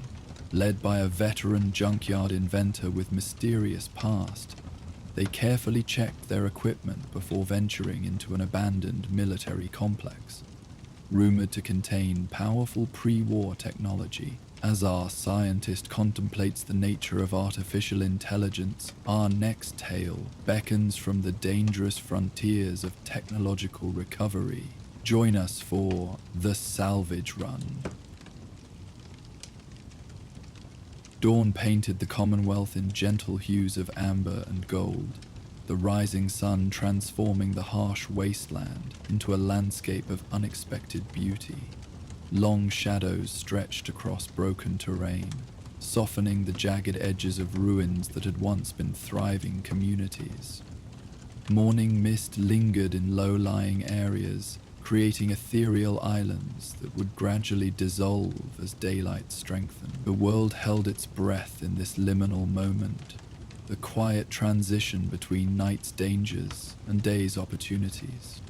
In a clearing surrounded by the skeletal remains of pre-war industrial buildings, 5 figures moved with purposeful efficiency around a collection of vehicles modified far beyond their original designs.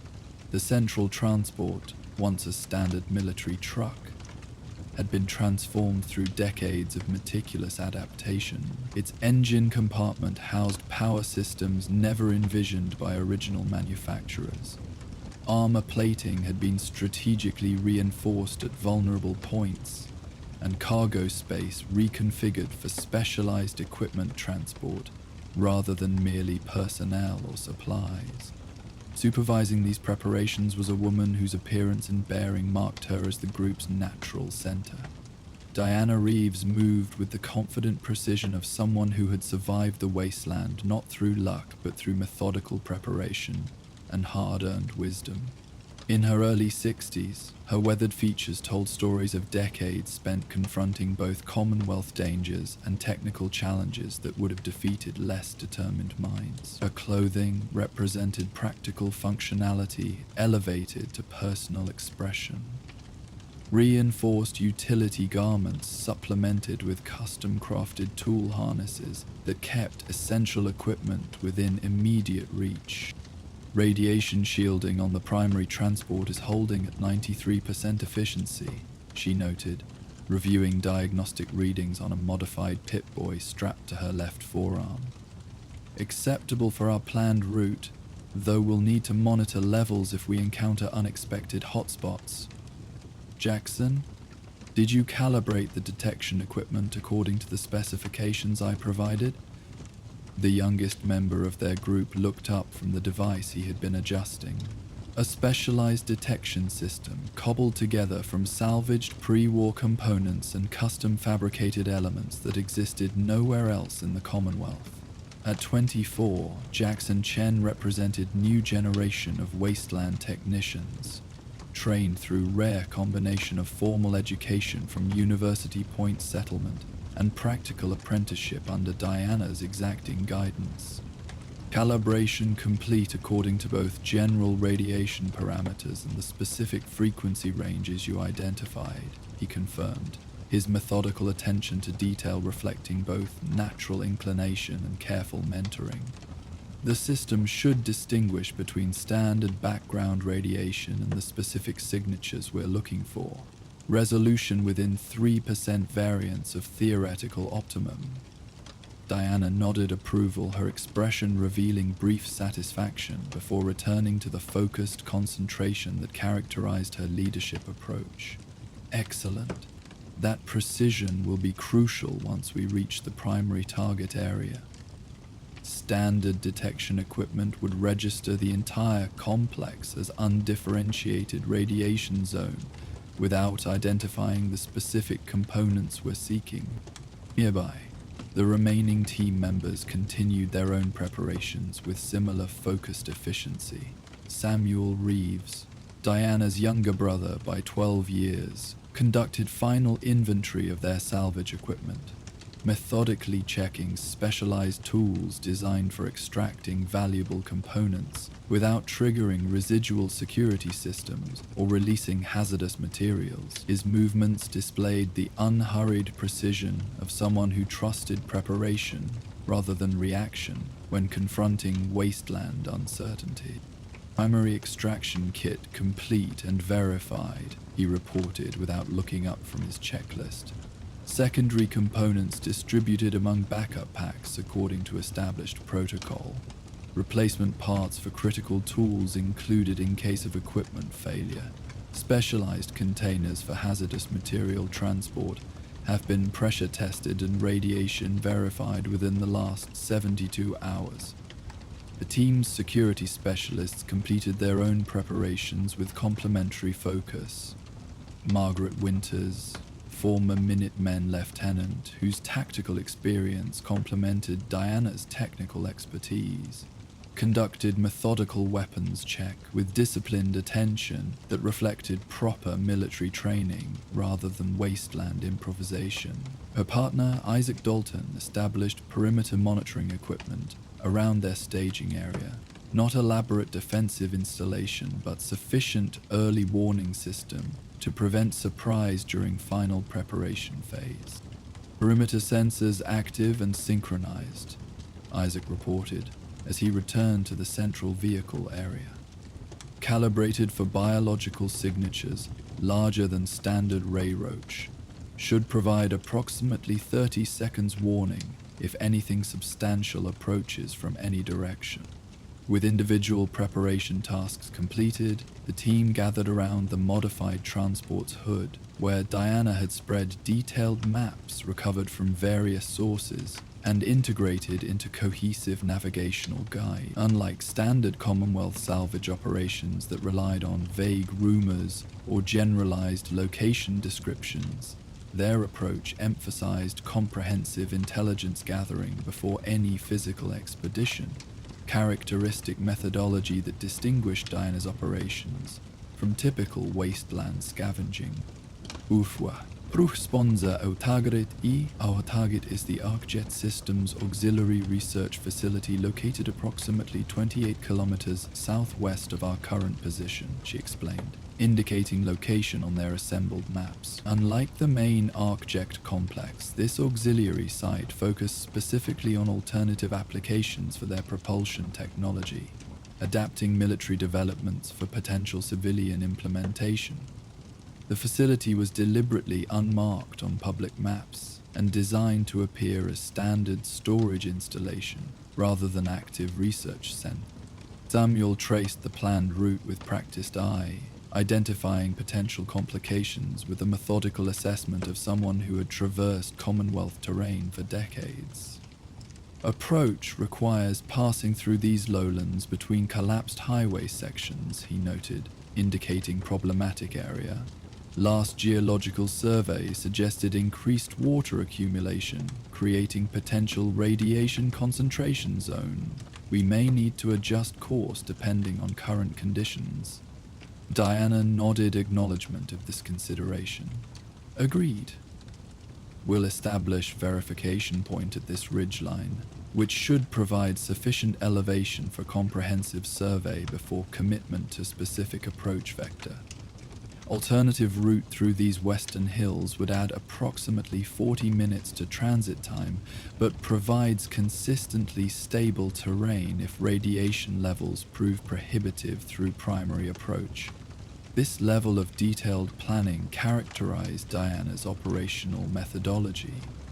Contingencies established for likely complications, alternative approaches identified before necessity forced improvisation, team members fully briefed on both primary objectives and potential adaptations. The approach had developed through decades of wasteland experience, refining salvage operations from desperate scavenging into professional resource recovery that minimized risk while maximizing valuable technological preservation.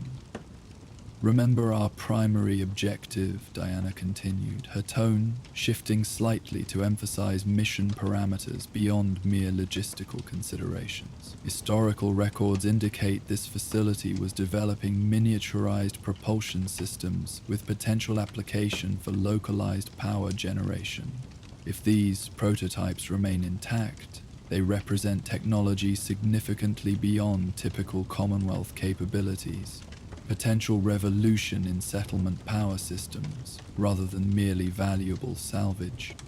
This focus on technological advancement, rather than simple resource acquisition, distinguished Diana's operations from typical wasteland salvage teams.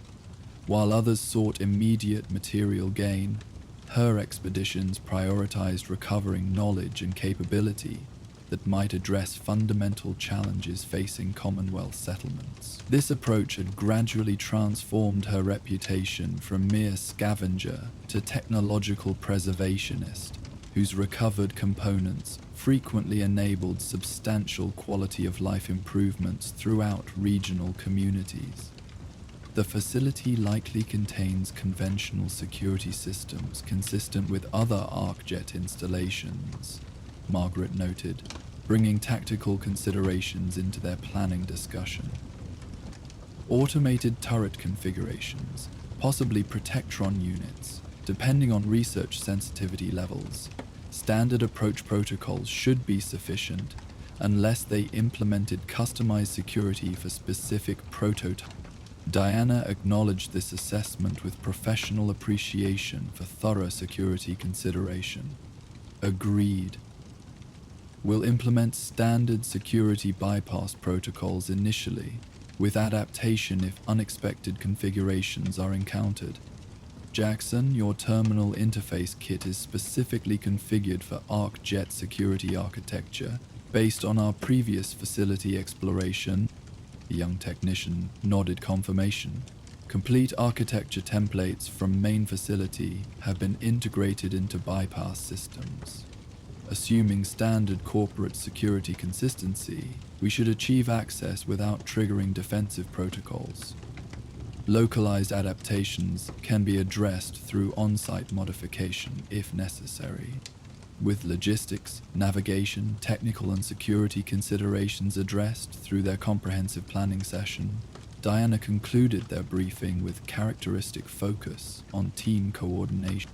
Standard communication protocols remain in effect throughout the operation. Maintain regular status updates according to established intervals. If unexpected developments necessitate improvisation, prioritize team awareness over independent action, regardless of apparent opportunity.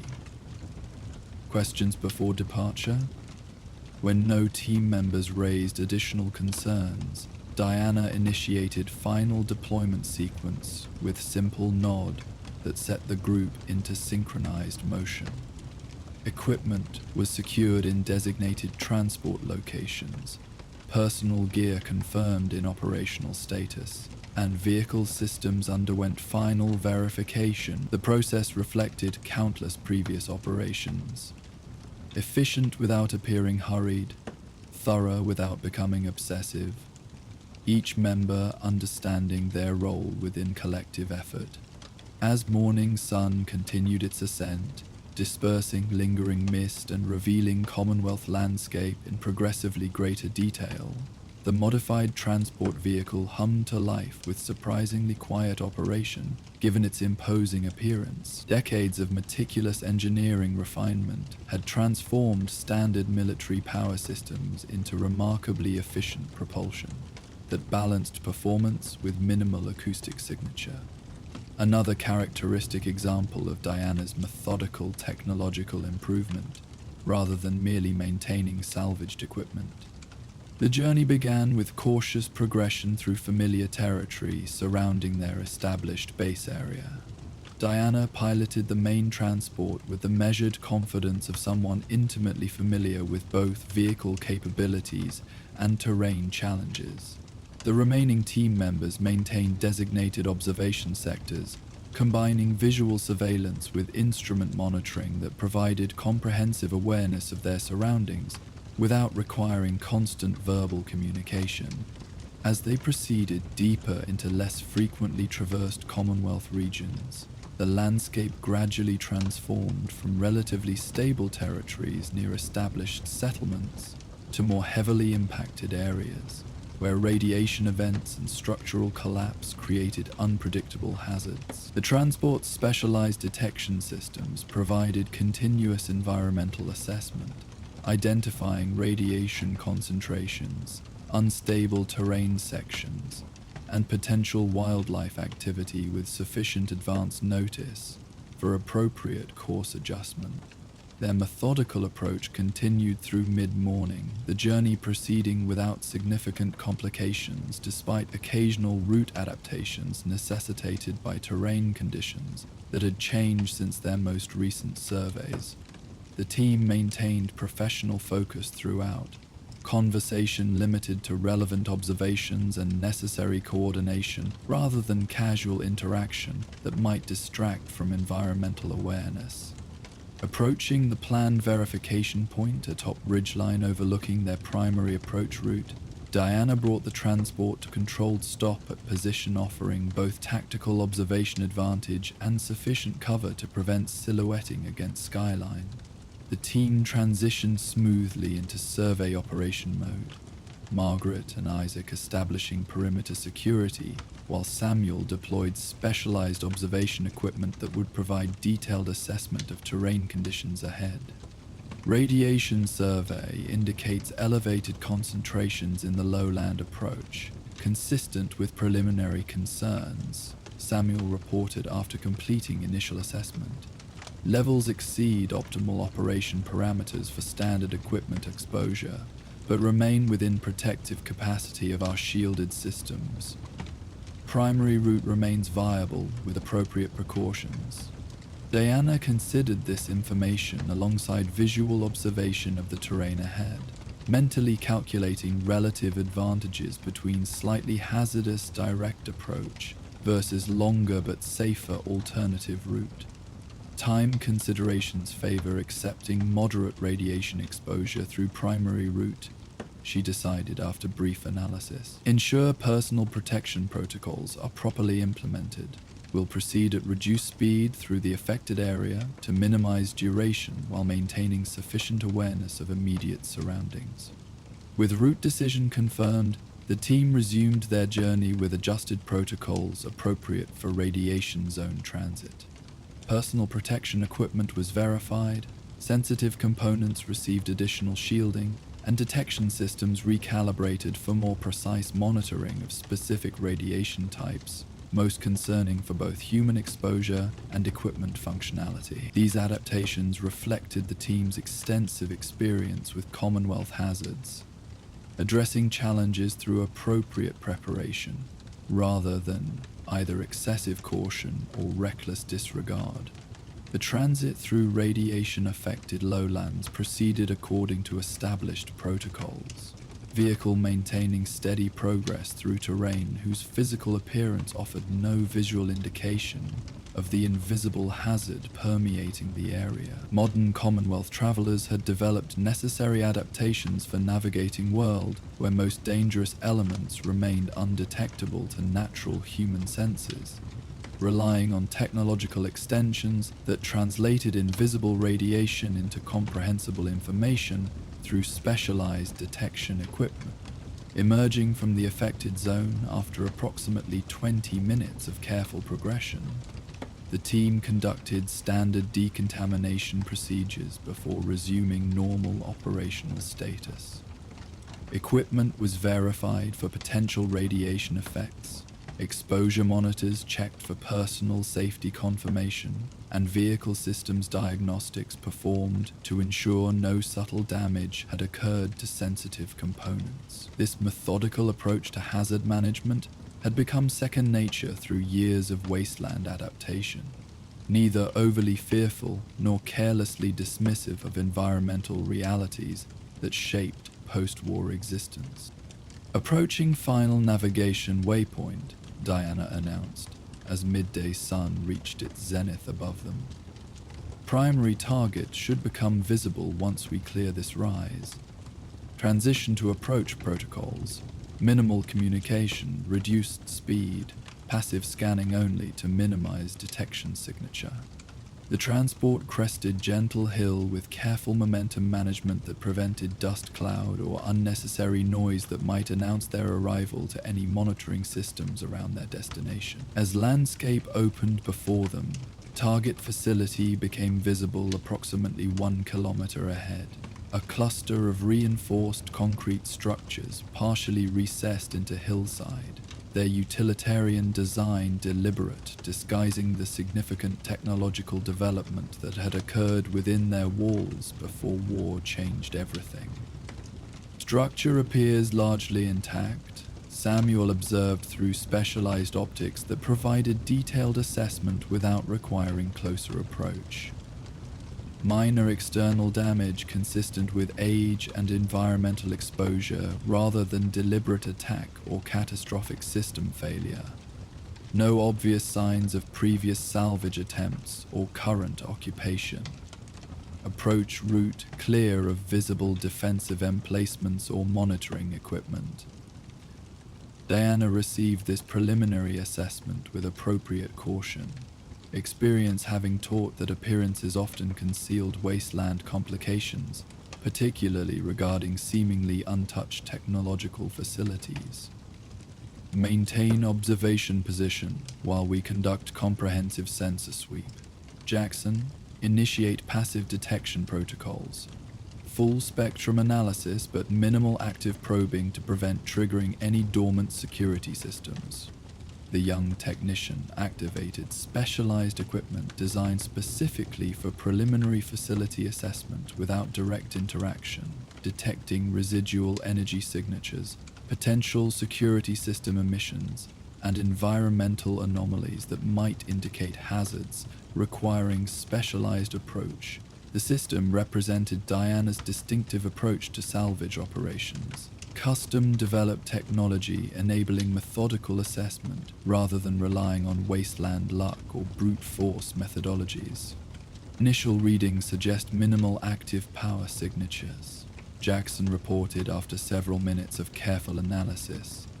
Detecting residual energy from what appears to be emergency backup systems rather than main facility power. Radiation levels consistent with standard material decay rather than catastrophic reactor failure or weapons deployment. No active security emissions detected, though dormant systems might remain functional if triggered by direct approach. In private, this assessment provided sufficient information for Diana to determine appropriate next phase in their operation. We'll establish forward observation position at designated coordinates, approximately 300 meters from main entrance. Full equipment deployment, but minimal footprint. Temporary assessment rather than established base. Standard security rotation and continuous monitoring during approach phase preparation. The team executed this direction with practiced efficiency, advancing to indicated position with careful attention to both potential facility defenses and natural wasteland hazards. Their forward position was established with minimal disturbance to surrounding environment. Equipment deployed for maximum effectiveness while maintaining ready mobility if situation required rapid adjustment. Unlike less experienced salvage teams who might rush toward apparent technological bounty, Diana's approach emphasized thorough assessment before commitment to direct facility engagement. From this closer vantage point, additional details became apparent regarding their target. The facility's design incorporated subtle defensive elements beyond obvious structural reinforcement. Approach angles limited to specific vectors that could be easily monitored. Surrounding terrain modified to channel potential visitors through predictable routes. Deliberate landscaping that once provided clear observation zones around critical access points. Though centuries of neglect had softened these features through natural reclamation, experienced eyes could still discern the intentional security design underlying apparent randomness. Approaching access point will require crossing approximately 50 meters of exposed ground between our current position and the main entrance. Margaret assessed from security perspective, limited cover available beyond initial approach. If dormant external security systems become active during crossing, we'd be vulnerable until reaching entrance threshold. Alternative entry points appear to exist on eastern and western facility aspects, though likely secured through similar or greater measures. Diana integrated this tactical assessment with technical considerations based on their sensor data and historical information about ArcJet security protocols. Main entrance represents most direct access to central research areas, based on standard ArcJet facility design. Alternative entry points typically connect to maintenance or storage sections that would require additional internal navigation to reach primary technical areas. Balance of considerations favors main entrance approach despite limited cover during final approach phase. With approach vector determined, the team transitioned to direct facility engagement preparations. Equipment was reorganized according to specialized access protocols, technical bypass systems prepared for immediate deployment, specialized extraction tools positioned for efficient retrieval once inside, defensive equipment configured for potential security system engagement. Throughout these preparations, continuous monitoring maintained awareness of both facility status and surrounding environment to prevent unexpected complications from either direction. Jackson and I will form primary approach team, Diana decided after considering optimal personnel configuration. Margaret and Isaac maintain security observation position with defensive capability if external systems activate. Samuel coordinates equipment transfer once initial access achieved and security status confirmed. Standard communication protocols with 30-second confirmation intervals throughout approach phase. This approach balanced necessary technical expertise for initial facility access with appropriate security consideration and equipment management. Diana's leadership methodology emphasized utilizing individual team members' specialized capabilities rather than arbitrary assignment or hierarchical direction. Recognizing that wasteland salvage operations required genuine expertise at critical moments rather than merely following the approach phase began with cautious advance from their observation position. Diana and Jackson moving with measured pace that balanced necessary progress with appropriate situational awareness. They carried specialized equipment required for initial security assessment and bypass operations, compact but sophisticated systems designed specifically for interacting with pre-war technology without triggering defensive responses or causing unintended system activation. No change in facility emission patterns, Jackson reported quietly as they reached midpoint of their approach. And passive scanning still indicates minimal power signatures consistent with emergency systems, rather than full facility activation. No security targeting systems detected, though dormant mechanisms might remain shielded until proximity triggers activate. Diana acknowledged this update while maintaining focus on both their immediate surroundings and the facility entrance, growing gradually larger before them. Years of experience had taught her that theoretical assessment, while valuable, required continuous validation through direct observation, wasteland reality frequently contradicting even the most carefully researched expectations. Her attention remained divided between technical considerations, physical environment, and team coordination throughout their measured advance. Reaching the facility's main entrance required navigating deteriorated concrete stairs that had once presented imposing approach to authorized personnel. Time and radiation had eroded once smooth surfaces into uneven terrain, requiring careful foot placement. Decades of wasteland experience guided Diana's movements, automatically testing each step before committing weight, identifying subtle signs of structural weakness, maintaining balanced position that would permit rapid adjustment if necessary. The entrance itself presented expected security measures. Reinforced door system with sophisticated electronic locking mechanism rather than merely physical barrier. Unlike crude vault-style entrances typical of military installations, research facilities often employed more subtle security, appropriate for frequent access by authorized personnel, while maintaining protection against unauthorized entry. This specific configuration matched ArcJet protocols documented during previous expeditions, substantial advantage for their bypass operations. Standard ArcJet security architecture as anticipated, Diana confirmed after initial examination. Jackson, initiate primary bypass sequence according to established protocol. I'll monitor for anomalous system response while you establish interface connection. The young technician deployed specialized equipment designed specifically for interfacing with ArcJet security systems, custom-built technology that represented Diana's distinctive approach to wasteland salvage. Unlike crude hacking tools used by typical scavengers, this system established communication with existing security architecture through protocols that mimicked authorized access patterns, rather than merely attempting to overwhelm or disable protective measures. The approach reflected fundamental philosophy that preservation, rather than destruction, best served both immediate operational goals and broader technological recovery. Interface established through maintenance protocols, Jackson reported after several minutes of careful system interaction. Security architecture remains partially active, but operating in limited power conservation mode consistent with emergency protocols rather than standard operation. System recognizes access attempt, but power limitations prevent full authentication sequence. Diana considered this information with experienced assessment, rather than disappointment. Indicates facility underwent controlled shutdown rather than catastrophic failure, positive indicator for internal system preservation. Initiate secondary bypass utilizing emergency override protocols.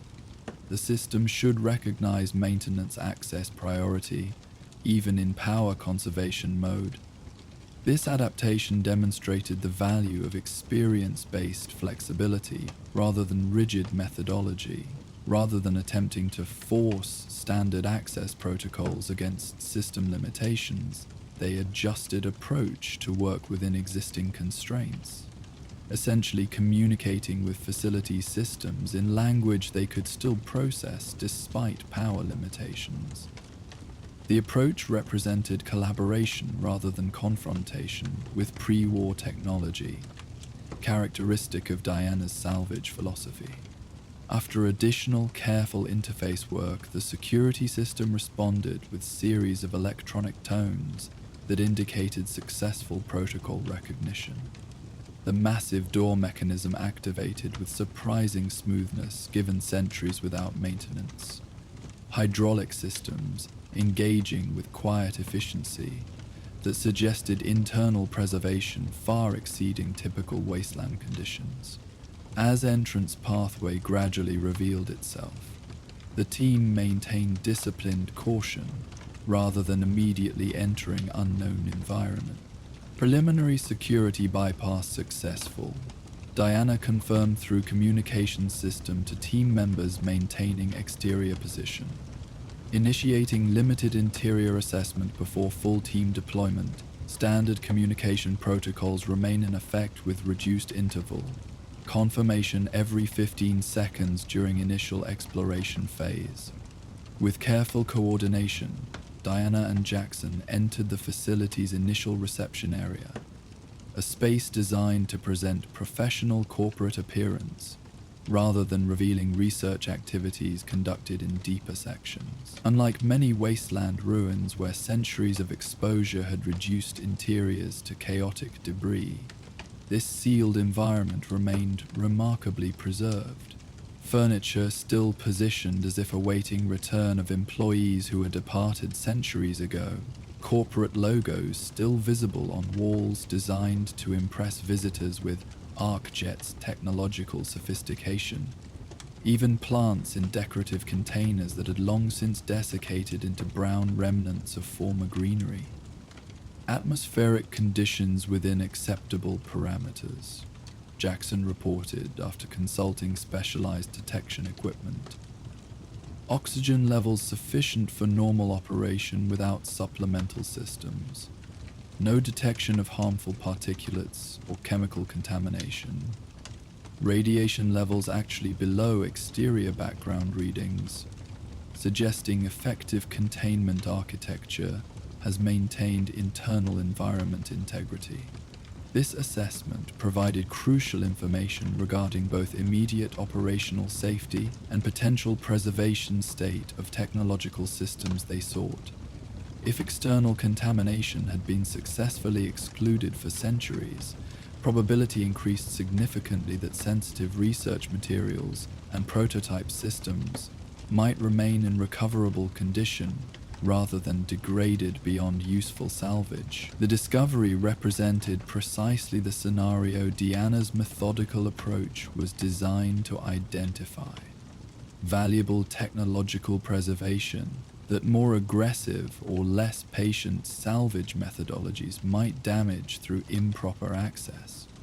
With initial environmental assessment completed, Diana initiated standard interior exploration protocols. A methodical survey, beginning with entry area and gradually expanding toward research sections identified through architectural analysis and historical documentation. Unlike random scavenging approach, typical of wasteland salvages, her methodology emphasized comprehensive understanding before targeted extraction, mapping facility layout, identifying potential hazards, locating primary research areas through systematic progression rather than merely searching for immediately valuable components. A reception security station appears partially functional, Diana observed as they examined desk positioned to monitor visitor access in pre-war configuration. Terminals still drawing minimal power from emergency systems may contain facility mapping or security protocol information that would facilitate our exploration, if accessible. Jackson deployed specialized interface equipment designed for extracting information from partially functional systems without causing further degradation or triggering security responses. The technology represented another example of Diana's distinctive salvage philosophy. Tools designed specifically for preservation and recovery, rather than merely extraction of immediately valuable components without regard for system integrity. Terminal responding to basic interface protocols, he reported after establishing connection. Operating in extreme power conservation mode, but memory architecture appears largely intact. Accessing directory structure to locate facility maps and security configuration without triggering unnecessary system activation. While Jackson worked with terminal systems, Diana conducted visual assessment of their surroundings with experienced attention to details that might escape less observant salvages. Subtle indicators provided valuable information. Emergency lighting pathways suggesting primary research direction. Security camera positioning revealing areas considered particularly sensitive. Even distribution of informational materials indicating visitor access limitations beyond reception area. These environmental clues supplemented technical data with contextual understanding that enhanced their operational efficiency. Located primary facility schematics, Jackson announced after several minutes of careful terminal interaction. Downloading to our mapping system for integration with existing intelligence. Also identified security protocol documentation that should facilitate deeper access without triggering remaining active systems. Diana acknowledged this valuable discovery with professional appreciation rather than excessive celebration. Excellent work. This will significantly enhance our exploration efficiency. Based on preliminary schematic review, research laboratories should be located in Eastern Facility Section, 2 levels below our current position. Administrative oversight offices on intermediate level likely contain additional technical documentation regarding specific prototype configuration. With enhanced facility understanding, Deanna contacted exterior team members to initiate full operational deployment. Initial assessment confirms favorable conditions for complete salvage operation. Interior environment stable, security systems in minimal activation state, and facility layout corresponding to anticipated configuration. Samuel, prepare complete extraction equipment for deployment. Margaret and Isaac, establish staged entry with continued exterior monitoring until full team consolidation inside main reception area. The team executed this transition with practiced efficiency, equipment transferred in prioritized sequence that maintained both operational capability and security awareness throughout the process. Unlike hasty salvage operations that might leave valuable tools vulnerable during critical transition phases, their methodology ensured continuous access to necessary equipment while progressively establishing secure operational base within facility entrance area. With team fully deployed inside facility perimeter, Diana established clear operational parameters for their primary mission phase. Will proceed with standard exploration protocol. Paired teams, maintaining visual contact while progressively mapping facility sections. Primary objective remains prototype propulsion technology, believed to be located in main research laboratory. Secondary priority to technical documentation that would facilitate understanding and implementation of recovered technology. Standard salvage assessment for tertiary materials encountered during operation. This prioritization reflected Diana's broader technological preservation mission, rather than merely maximizing immediate material value. Recognizing that understanding how to utilize and potentially reproduce technology ultimately provided greater Commonwealth benefit than simply recovering physical components without contextual knowledge. The approach had gradually transformed settlements' technological capabilities through implementation of recovered knowledge, rather than merely distributing salvaged equipment that would eventually degrade without maintenance capability. The team proceeded deeper into the facility with methodical thoroughness, systematically exploring and documenting each section before advancing further, rather than rushing toward apparent high-value targets. Administrative offices yielded valuable technical documentation explaining prototype development objectives and implementation strategies. Storage areas contained specialized components manufactured specifically for experimental propulsion systems. Maintenance sections provided insights into operational requirements and potential implementation challenges. Each discovery contributed to comprehensive understanding, rather than merely accumulating physical components. Margaret maintained professional security assessment throughout their progression, identifying remaining active security measures before they could pose threat, rather than reacting to unexpected activation. Motion detection systems in this corridor appear to retain partial functionality, she noted as they approached more sensitive research areas. Currently dormant due to power conservation mode, but designed to activate if sufficient movement triggers sensitivity thresholds. Recommend modified approach, utilizing maintenance access pathway indicated on facility schematics. This observation exemplified their integrated operational approach, security awareness complementing technical assessment, historical documentation enhancing environmental observation, team members contributing specialized expertise toward collective mission success, rather than pursuing individual objectives.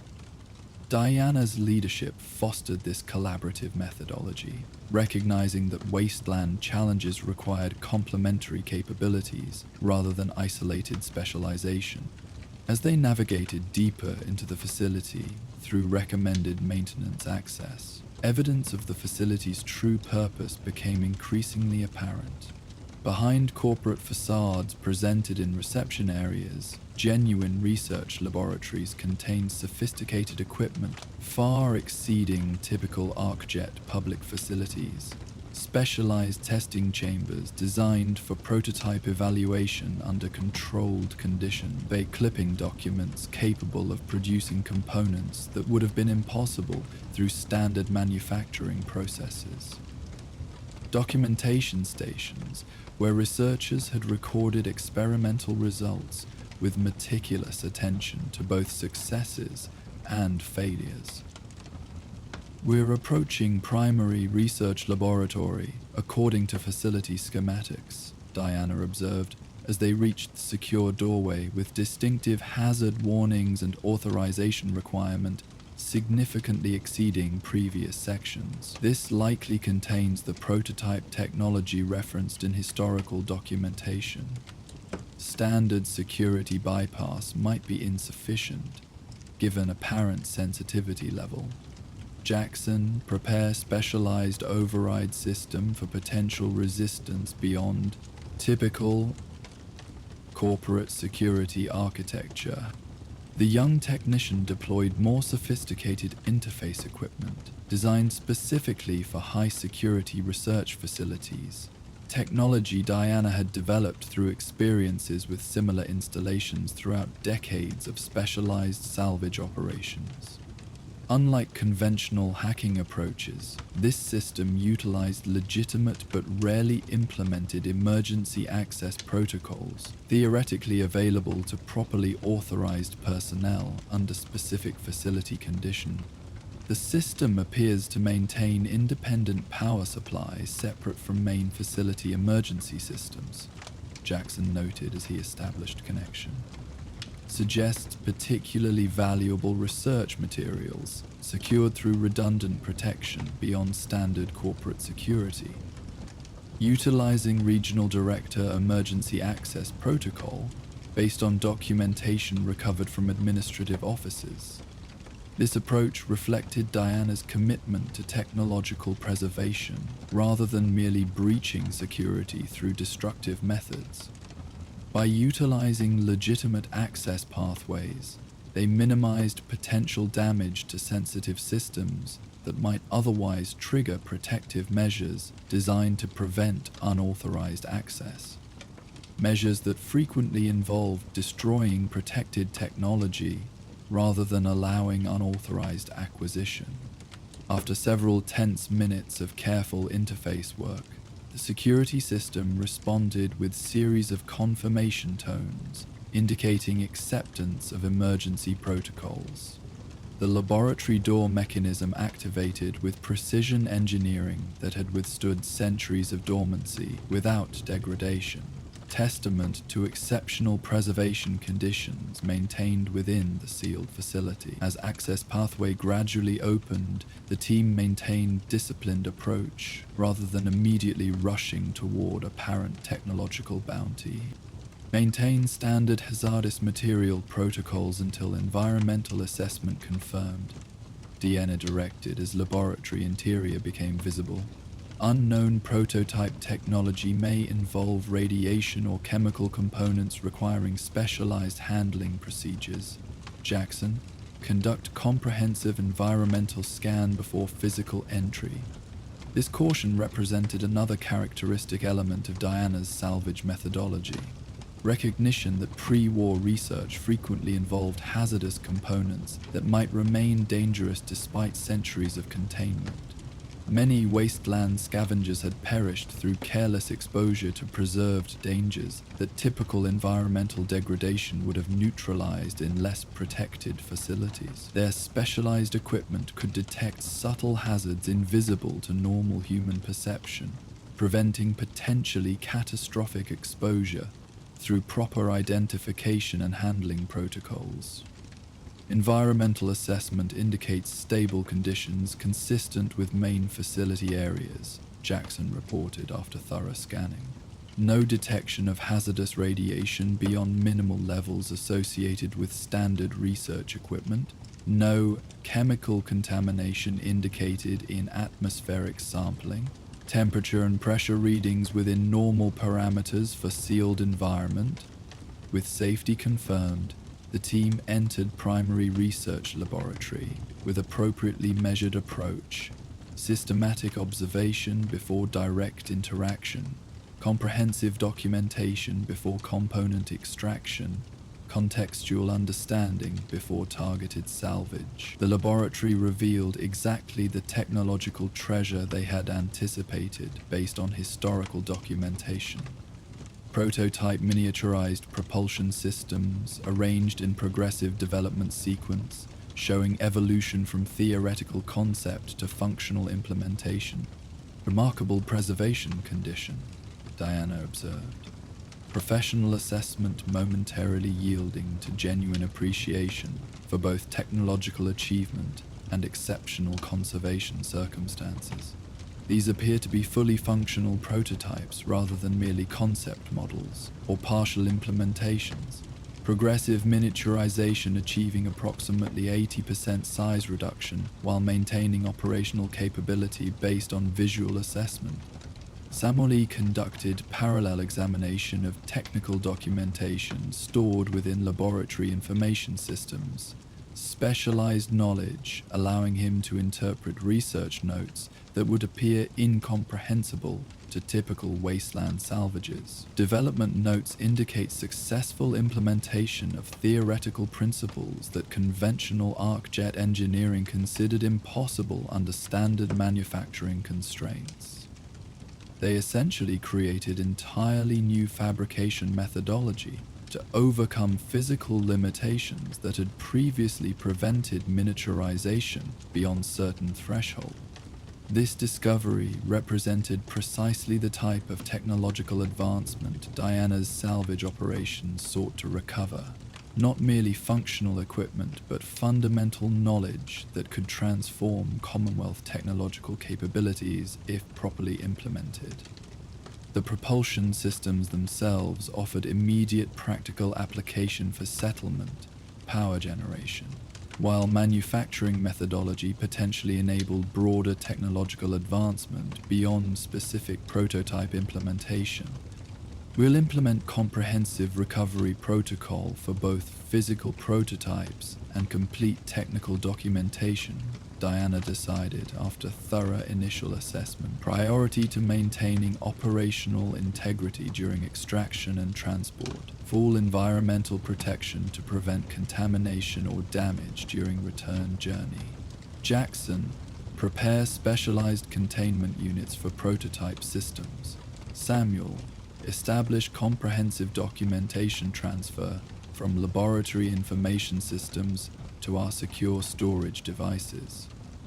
The team transitioned smoothly into their most technically demanding operational phase.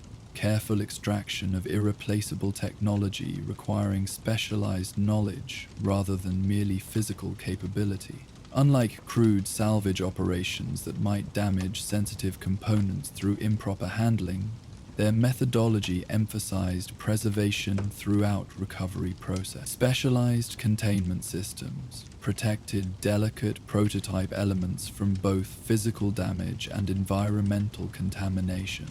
Comprehensive documentation ensured not merely physical recovery, but complete understanding of both theoretical principles and practical implementation requirements. As afternoon progressed toward evening, their meticulous work continued with focused dedication, each team member contributing specialized expertise toward collective mission success. Margaret and Isaac maintained security awareness throughout extraction process, ensuring uninterrupted operation through continuous monitoring of both facility systems and potential external threats. Samuel coordinated comprehensive documentation recovery, ensuring technical understanding would accompany physical components rather than leaving future implementation dependent on reverse engineering.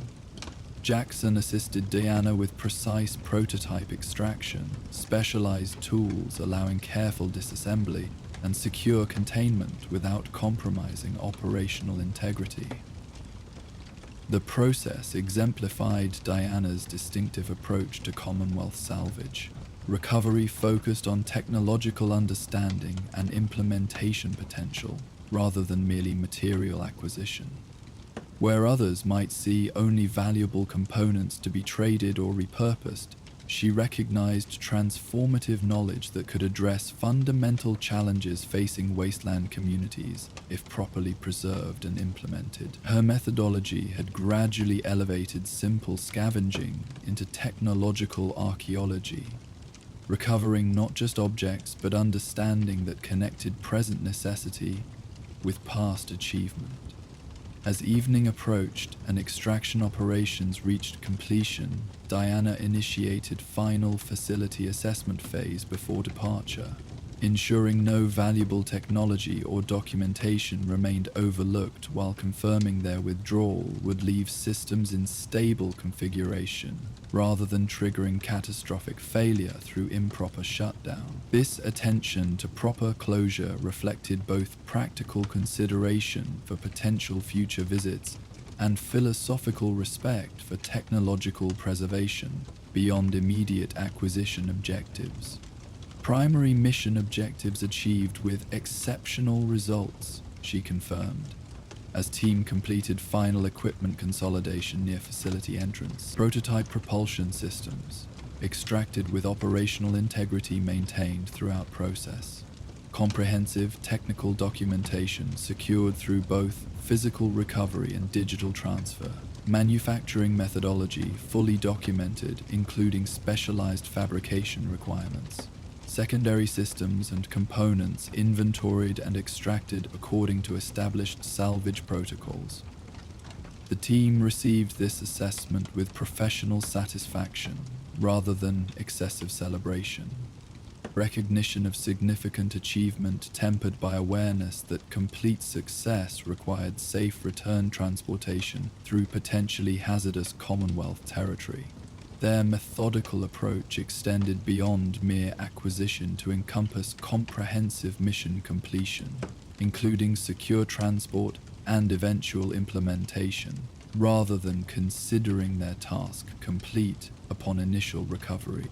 As they prepared for departure into approaching evening, Diana conducted final equipment verification with characteristic thoroughness, ensuring prototype systems remained properly secured in specialized containment units, documentation stored in redundant formats to prevent potential loss, and transport vehicle configured for optimal protection during return journey. Her attention to detail extended beyond obvious considerations to include contingency preparation for potential complications during transit, alternative routes identified, emergency response protocols verified, equipment distribution optimized for various scenario requirements. We'll implement night transit protocol for return journey, she decided after considering available options. Reduced visibility compensated by minimal wasteland activity during darker hours.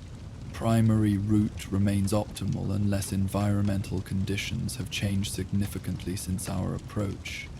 Standard security rotation during transit, with enhanced monitoring near previously identified radiation concentration zones.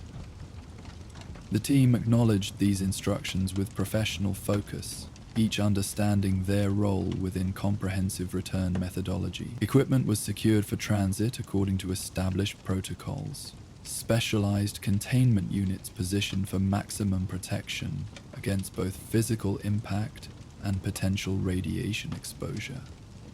Documentation stored in multiple secured locations to prevent catastrophic loss if individual storage systems were compromised. Personal equipment arranged for immediate access if unexpected threats required rapid response. As true evening settled across the Commonwealth, Diana led her team from the facility with the same methodical approach that had characterized their entire operation.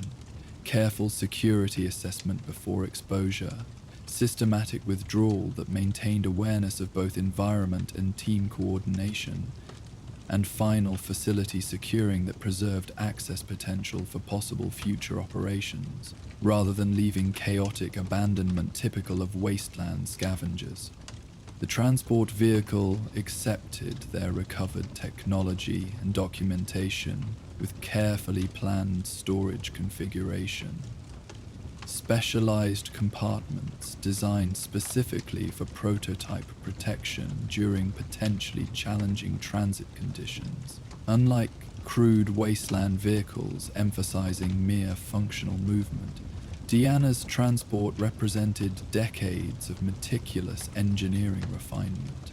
Systems optimized for secure technology transport rather than merely personnel conveyance or combat capability. As their journey home began through Commonwealth night, Diana allowed herself brief reflection on their mission's significance. Beyond immediate salvage achievement, the prototype technology they had recovered offered potential for transformative implementation throughout regional settlements. Localized power generation independent from large-scale infrastructure requirements, efficient energy systems requiring minimal resource input compared to conventional approaches, potentially even new transportation capabilities if properly adapted from original propulsion applications. More importantly, the manufacturing methodology documentation provided foundation for potential technological advancement beyond merely implementing recovered prototypes. If properly studied and adapted to current Commonwealth capabilities, these principles might enable genuine technological progress, rather than merely preserving fragments of pre-war achievement. This potential for regenerative knowledge, rather than merely extractive acquisition, represented Diana's fundamental salvage philosophy, recovering not just objects but understanding that connected past innovation with future possibility.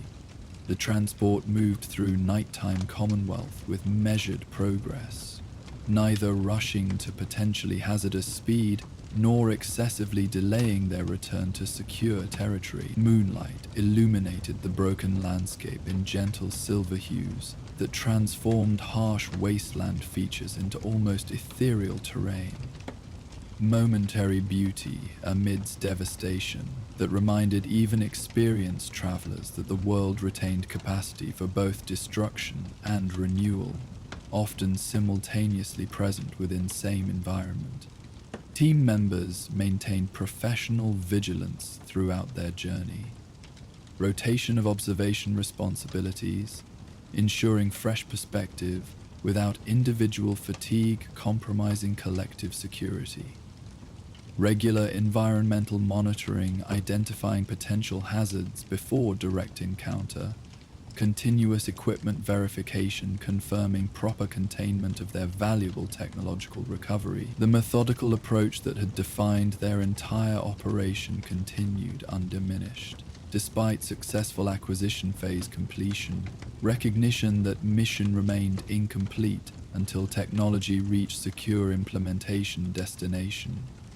As night deepened toward early morning hours, Deanna maintained steady course toward their established base location, a fortified workshop complex, established through decades of careful development rather than merely temporary operational staging area. Unlike typical wasteland scavengers whose recovery immediately transferred to trading or personal use, her approach emphasized proper research implementation before deployment. Understanding recovered technology completely before attempting adaptation or distribution, rather than risking harmful consequences through improper application.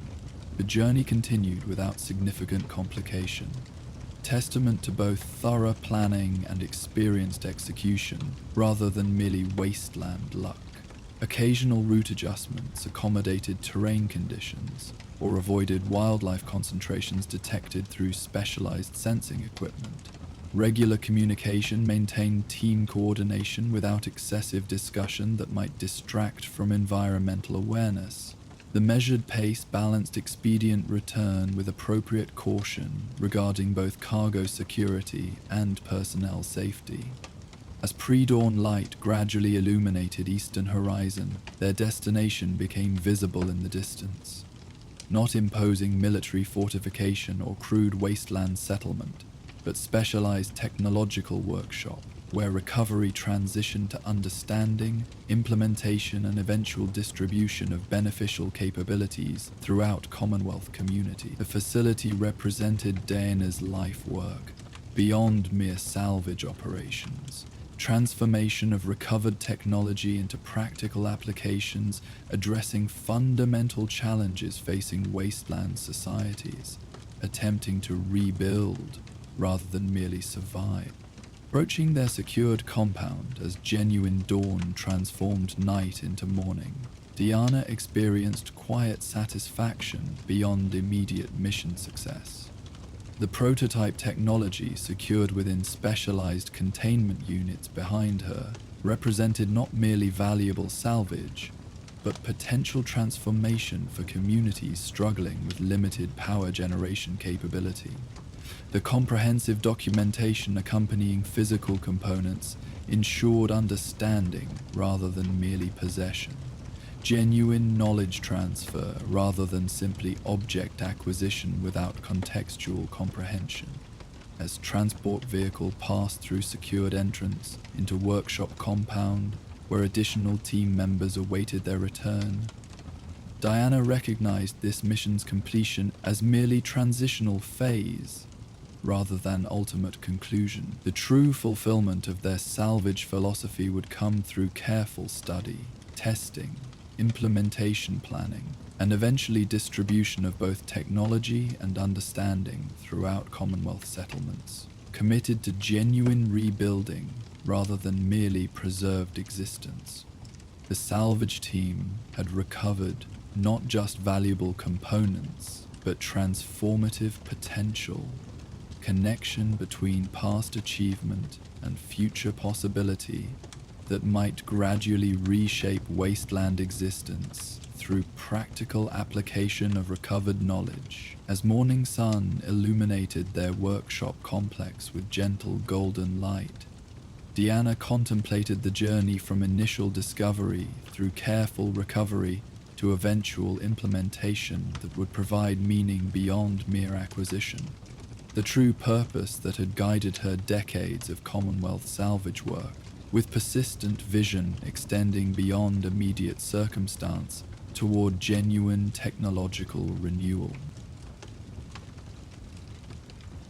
Thanks for wandering the wasteland with me tonight.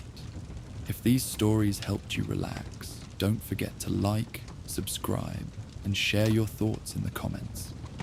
For uninterrupted sleep, these videos play straight through without ads, letting the sounds of the wasteland guide you all night long. If you want more, check out our Patreon for early access and exclusive Spotify playlists. Link in the description. Sleep well, fellow vault dwellers. May your dreams be peaceful and your nights raid-free. Good night.